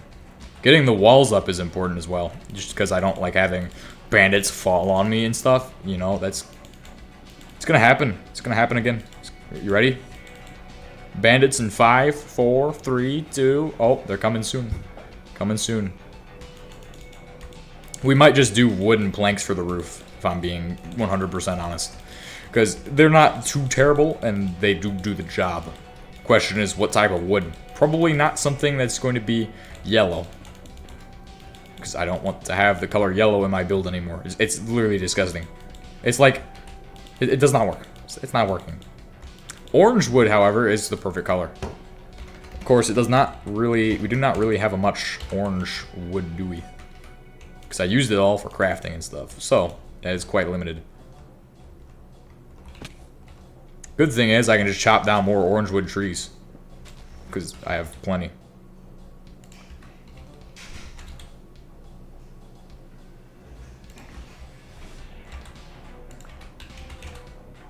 Alright. What is that?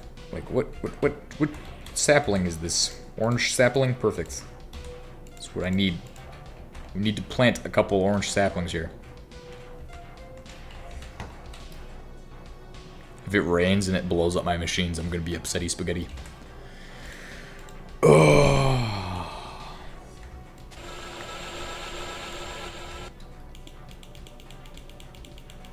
Just gotta put up this final wall. So we have the inlands and the outlands, which are disgusting. The outlands are just gonna be disgusting for a while. That's the entire purpose of the separation of inlands and outlands, is that outlands are disgusting, inlands are okay. Wait, what? Inlands are good, outlands are okay. Or are bad. They're bad. They're not okay. They're unacceptably bad.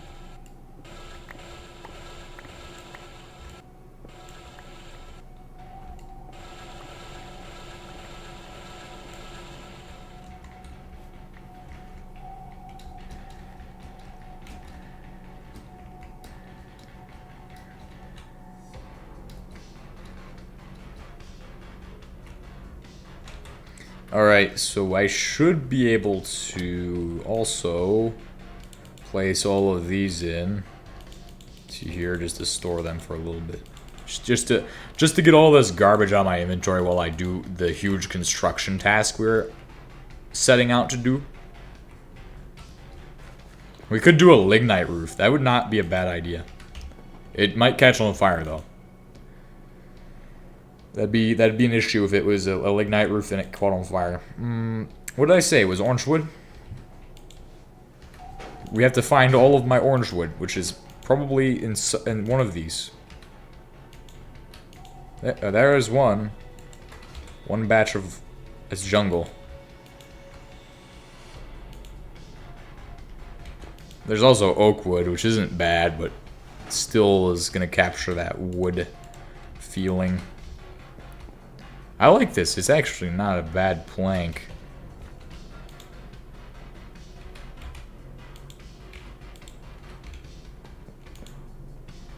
Ah, here we go. Those are spruce. Those are not exactly orange wood.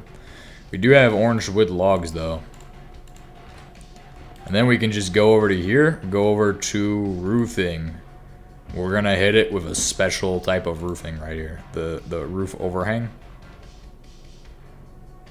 Is that what I need, or is it a roof? Yeah, need a couple of those. No, we don't need those. We just need roof tiles. Okay, that's all we need. Start making roof tiles. We do want a pointy roof, right? So, and this will work with the chunk being a 16, like an even number, okay? If it's an even number, then it makes it really easy to build a roof with a peak of 2 blocks. I need to open my inventory, claim the new chunks, and then chunk load. And then unload, potentially unload these other chunks.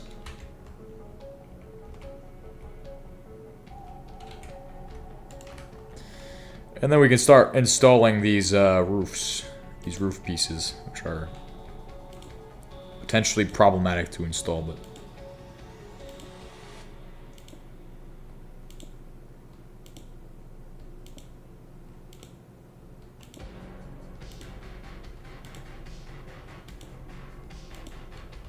eventually I will do a different block in there. You'll have to catch the rest of silver later. Alright. Yeah, have a nice day. Or whatever you're going to be doing. So, it was nice having you. See you next time. I just gotta finish up what I'm doing.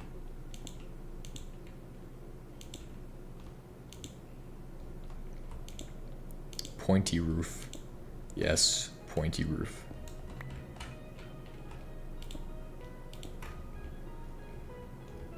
Made of orange wood. What am I doing right now?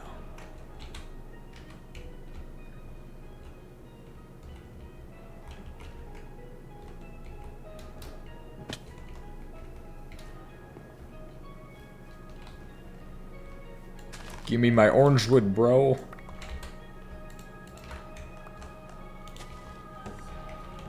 Need more orange wood. We have to hurry. We have 30 seconds to build all of the roofs before it rains. Well, it could rain in any second, but really getting those roofs up is kind of like a serious thing to do with the new build. Like, we had a roof and it never rained. Now we have no roof and it could potentially rain. That's the entire purpose of the roof, is to keep your machines housed out of the weather so they don't explode, which makes a lot of sense. They should just rust, honestly, but it's Gregtech. It's not rust. Rust tech. Whatever.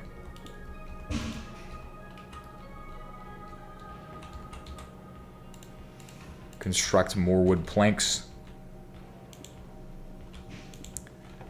Boom, boom, boom, boom, boom. Why is it like this? This is like a weird structure. Wooden roof is kind of a bad idea, honestly. We might just have the entire building just collapse. Just lightning strikes it, boom. There goes your roof. Your roof is on fire, bro.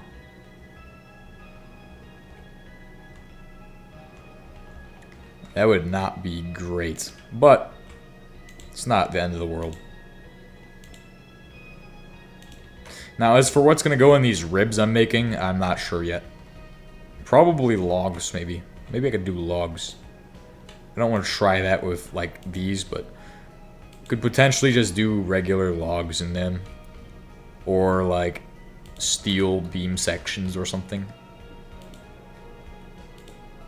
Something to change it up.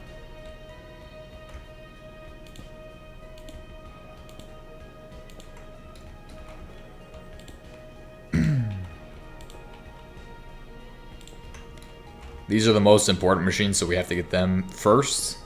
And then we can run over and get the wires and everything else covered.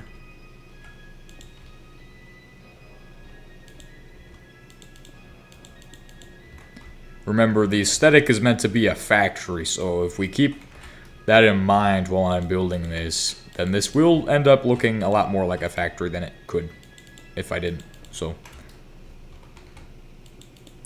this section can also be like a raised section, so like I can have like a tower elevation.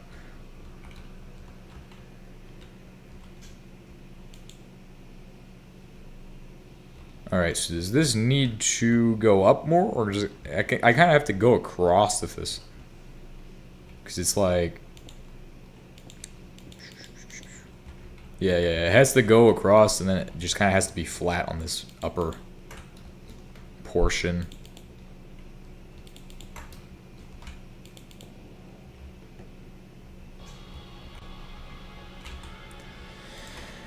What can I fill it in with in those sections? Probably more bricks, honestly.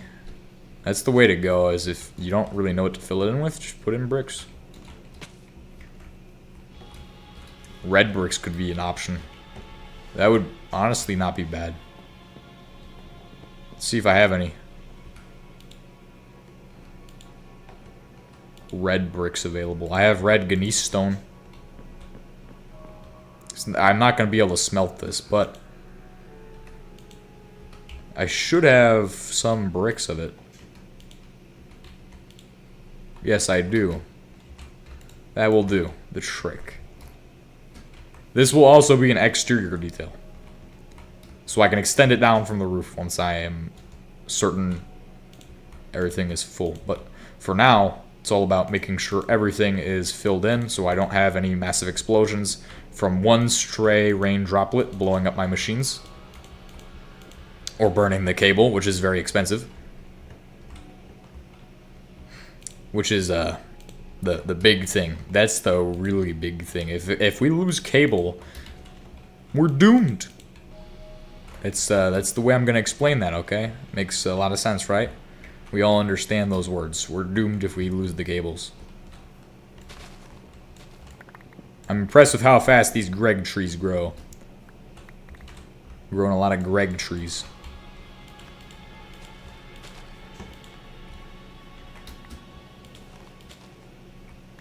Alright, let's construct another batch of wooden planks.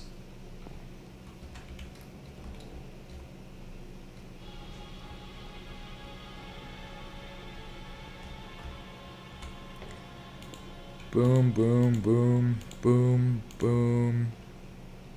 Boom, boom, boom.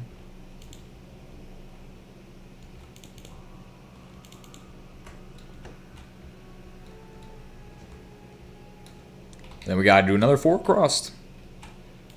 1, 2, 3, 4. 1, 2, 3, 4. 1, 2, 3, 4. 1, 2, 3, 4. 1, 2. The front is 5 though. The reason the front is 5 is because this is not completely even. It's actually an extra wall for that chunk there, which is something I like to do, is extend the walls out of the chunk so they're in the chunks neighboring. It's a to keep all my builds kind of more logical. It just makes sense. There we go. It's done. And then we just need to make more bricks. We do have enough steam to do that. I have no issues producing more bricks, right? Give it some time. How much steam is it actually consuming, though? Oh yeah, we'll have plenty. So the real problem will arise once I run out of gneiss. But thankfully soon, because I do have quite a bit apparently.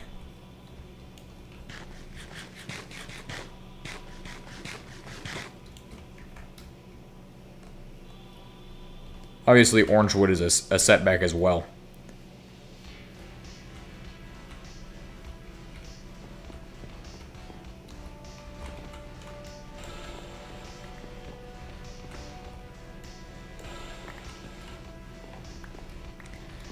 Oh no.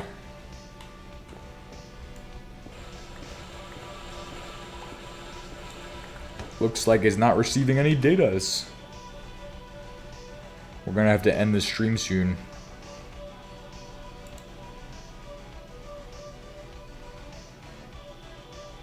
Cause it's going. Alright. Hold on. That's a real shame. That's a real shame right there. Is it still up? Yeah, it's still going. It might have just had an issue for a second.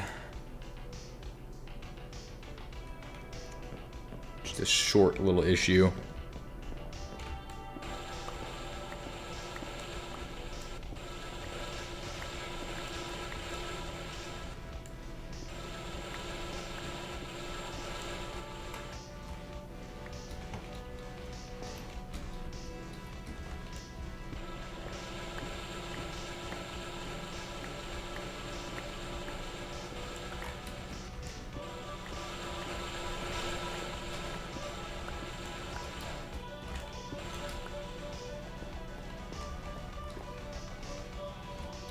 Oh, I'm on the side of the ladder. That's not good. Climb through and start chopping everything down.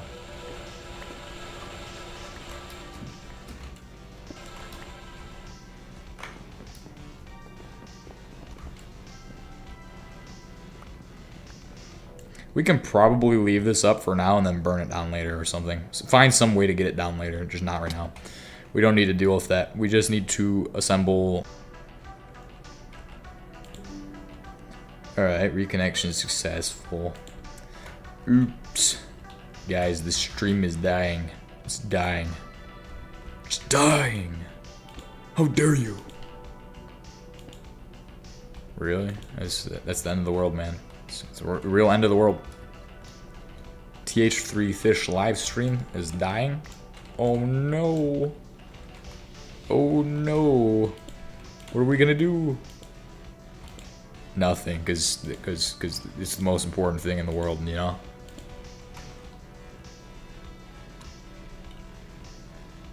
I hope these actually block rain. Oh, well, it should be enough if it's 2 blocks. Doesn't matter if it doesn't block rain, as long as it's 2 blocks, and it will block rain, okay? If it's 2 opaque blocks, it will block the rain. Plus, then you have all the airspace between, so. Physics should apply.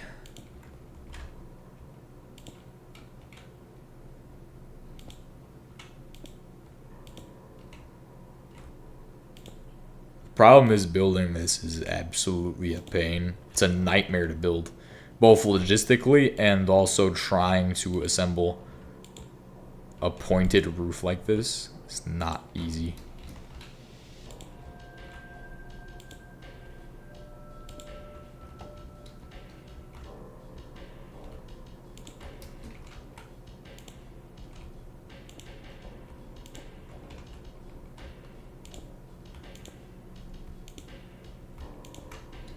I guess we'll have all the steam machines run over there.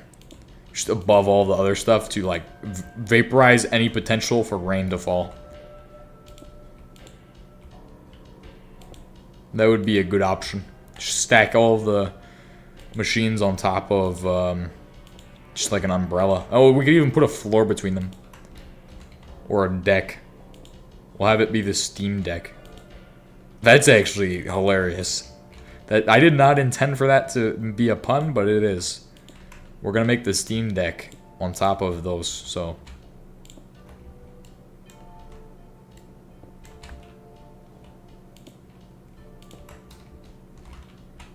It's gonna be the rain barrier.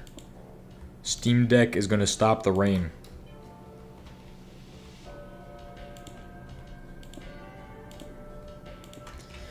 There we go, we got some nice sharp angles there.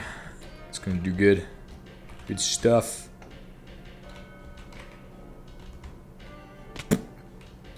Death. You've felt your death. Your demise.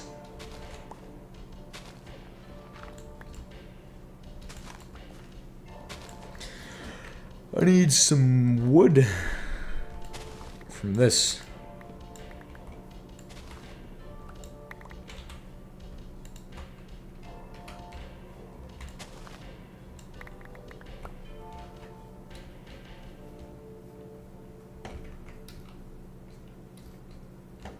Okay, I'm out of orange trees. Except for over here, there's a ton of them. I guess I must have just not been harvesting them.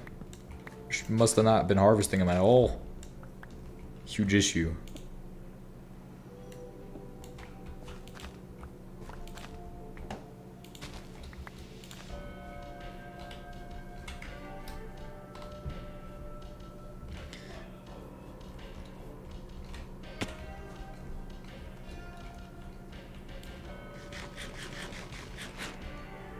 Four hours and 3 minutes. Holy. We've been going for a while now. But we're not done until I finish this roof.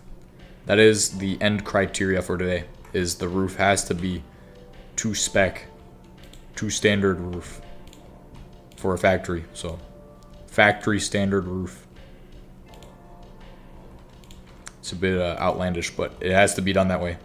Otherwise, a nuke could fall on the base and the factory's not going to grow. It's going to die. It's going to diminish.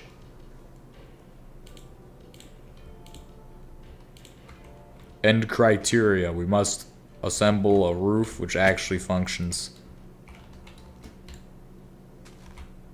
And if it doesn't function, oh no, all the machines are going to explode. Literally, the base would get nuked at that point. It would nuke my base. So, getting the wood set in and getting the bricks to fill the wood will make it a lot easier. I'm gonna stop building that 5th section because I know it's gonna end up just being bricks. 1, 2, 1, 2, 1, 2. Oh, hey, guess what? This section needs to be a block higher to actually compensate for the height difference. Now, it's going to be a lot of an open floor plan eventually, once we get to more lines and stuff. More lines will be falling into this, and then eventually the main bus will expand as well.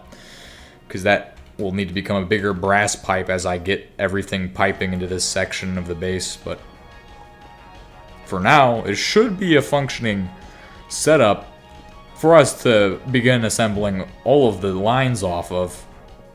We just have to put the lines in, which is kind of the difficult part, but it shouldn't be too difficult that I struggle with it.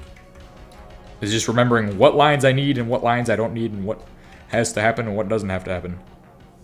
Obviously, one of the easiest ones, the passive, is the glue and resin line. So that's going to be the first one I put in. Then a bunch of the steam lines, like sulfur. You can easily do the pyrite, which I had almost set up fully. But the problem with that is that it's going to just be absolute nuisance unless you have a way of dealing with one of the issues that it has, which is you need to constantly supply resources. You need to filter it. You need to have filters on it, like a lot of filters. So it's a real pain when you have to have 10,000 filters, and it gets really confusing, which is what I had going on. So it was a really confusing issue. Really confusing way of solving things. Shouldn't be confused if you're solving a problem, okay? You should have an idea of what's actually happening. If you're confused when you're building a line, then you have an issue.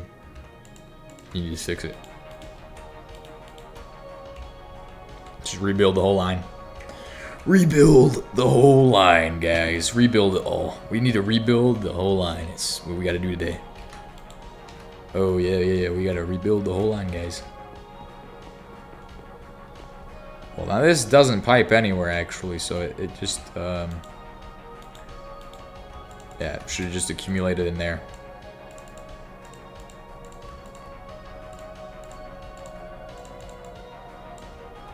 Assemble!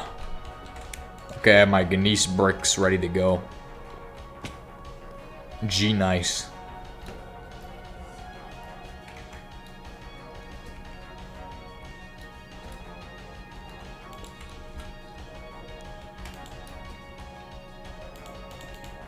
This is going to be one of the Supersymmetry bases that makes it to the cover, I'm certain.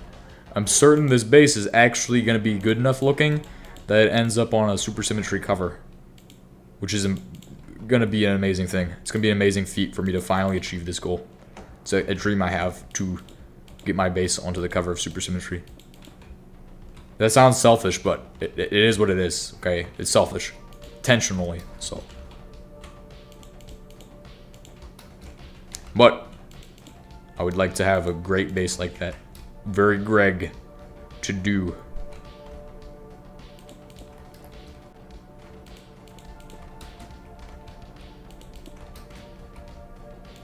Boom, boom, boom, boom, boom.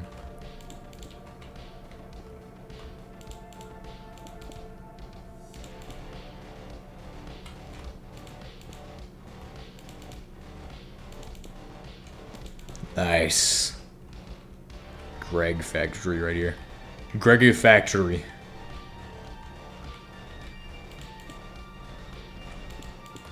Boom, boom, boom. I know the turbine will explode if it gets hit by water, so that needs to stay covered. So if it rains and it pours and it nukes my thing out of existence, that'd be a very, very upsetty day. Not a day I want. Okay, that's not what I want to happen. We definitely do not need to lose the giant turbine we just made, so. But somebody would probably argue with me and say I do need to lose it, so I can pay for whatever reason. I don't know. Somebody would say that. That's a typical comment right there. Oh, but you do need to lose it. You just made it. It's a joking comment. But I don't get the joke really sometimes, so that should be in the last two of this block is when it starts to go down. So there. That means everything needs to be in line with that.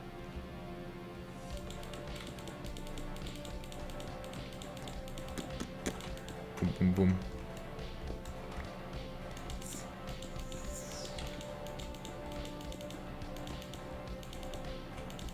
Alright, everything's looking nice and beautiful now. Especially now that I've covered pretty much all of that. Once it's covered enough, it will be fine. Because then we're just lawn basing.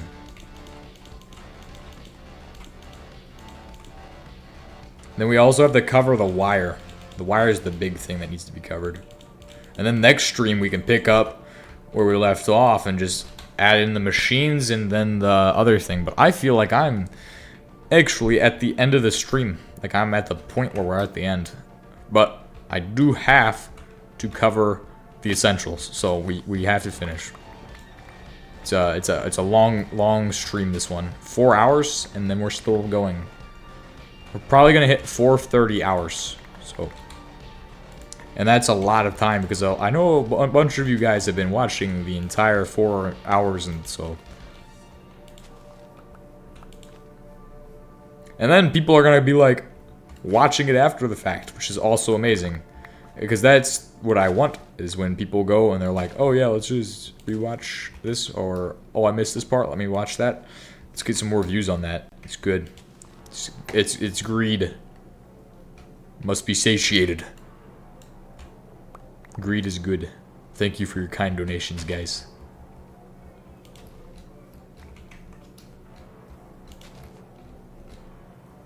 See, greed. The world will not exist without greed. Trust me. It's important.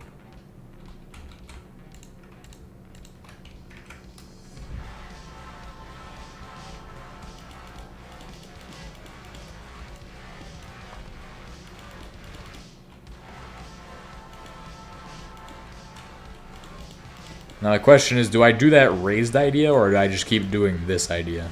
Keep going like this. It's probably what I'm gonna do, but still. Alright, let's get that section covered right there.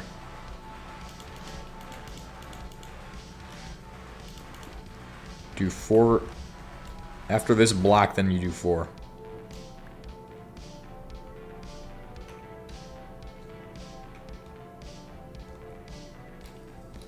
This section can also be kind of a problem because now you can see I have that to deal with. Now, how do I deal with that when I have this section? Well, simply put, there's not really oh my goodness. Well, I think that's a good place to leave off. No, you gotta finish it. Finish the fight. Finish the fight. Exactly. We're gonna go to Finland. Take the fight to the Finns. Fight with the Finns. So I actually gotta shoot this guy. Bang bang, clank clank clack. Holy baloney, you don't have enough bullets? How do you not have enough bullets to deal with the problem? That is complete. Oh my gosh. Okay. Okay. No, no, no, no, no, no, no. No, no, no, no, no, no, no, no, no, no. Jump in, jump in. No! Okay. Okay. Okay, my stuff is gonna be spawn camped. Okay.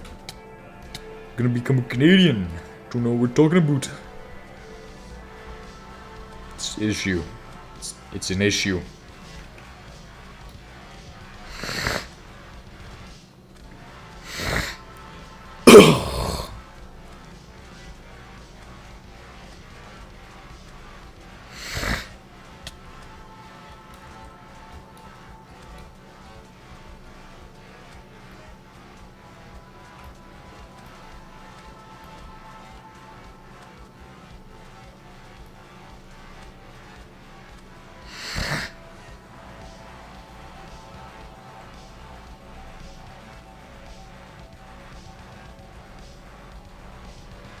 He's camping my guns, dude. He's camping my guns.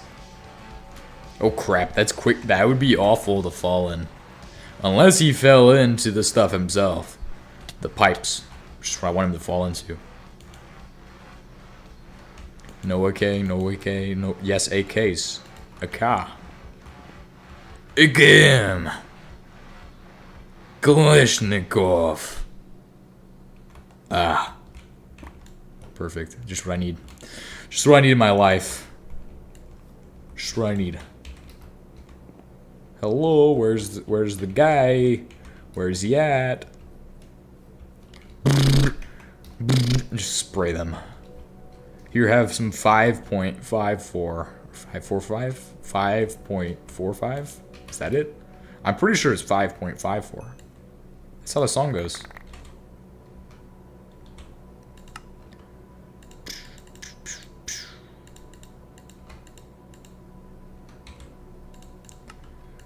And ready, set, just blast.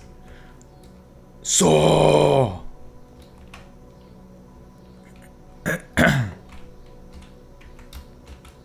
with my AKM chambered in 5.45, 5.54. Oh my goodness, that was almost as good as, what was it? Tsar Vodka from a video that doesn't exist yet. The AK is literally like a machine gun. Like it's set like a GPMG, but if you put it in the size of a regular typical assault rifle, or at least old AKs are, which is AKM.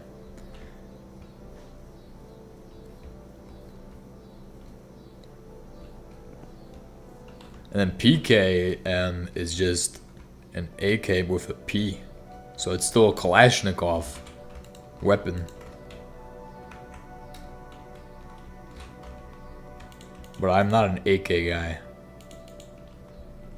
I in fact do not like AK.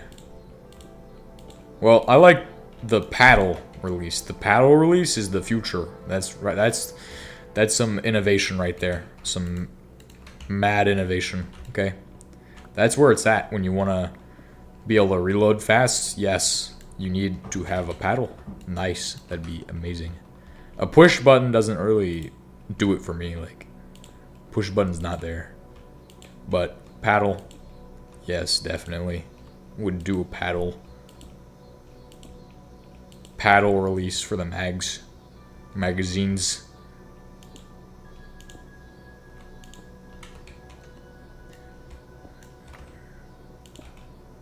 Clipazines. That's where it's at. It's the future technology right there. A bullpup with an AK paddle that has a lightweight barrel, so it's balanced. Like, I want, when the ammo's in, the gun should be balanced, right? It's the best for marksmanship. Because ideally, you don't fight the gun just kind of should be part of you. Like, you don't want to have to fight the gun with your muscles too much. But nobody's ever gonna invent, well, people have already invented bullpup weapons, but it's never gonna, like, I'm never gonna get to use that, probably. Sad.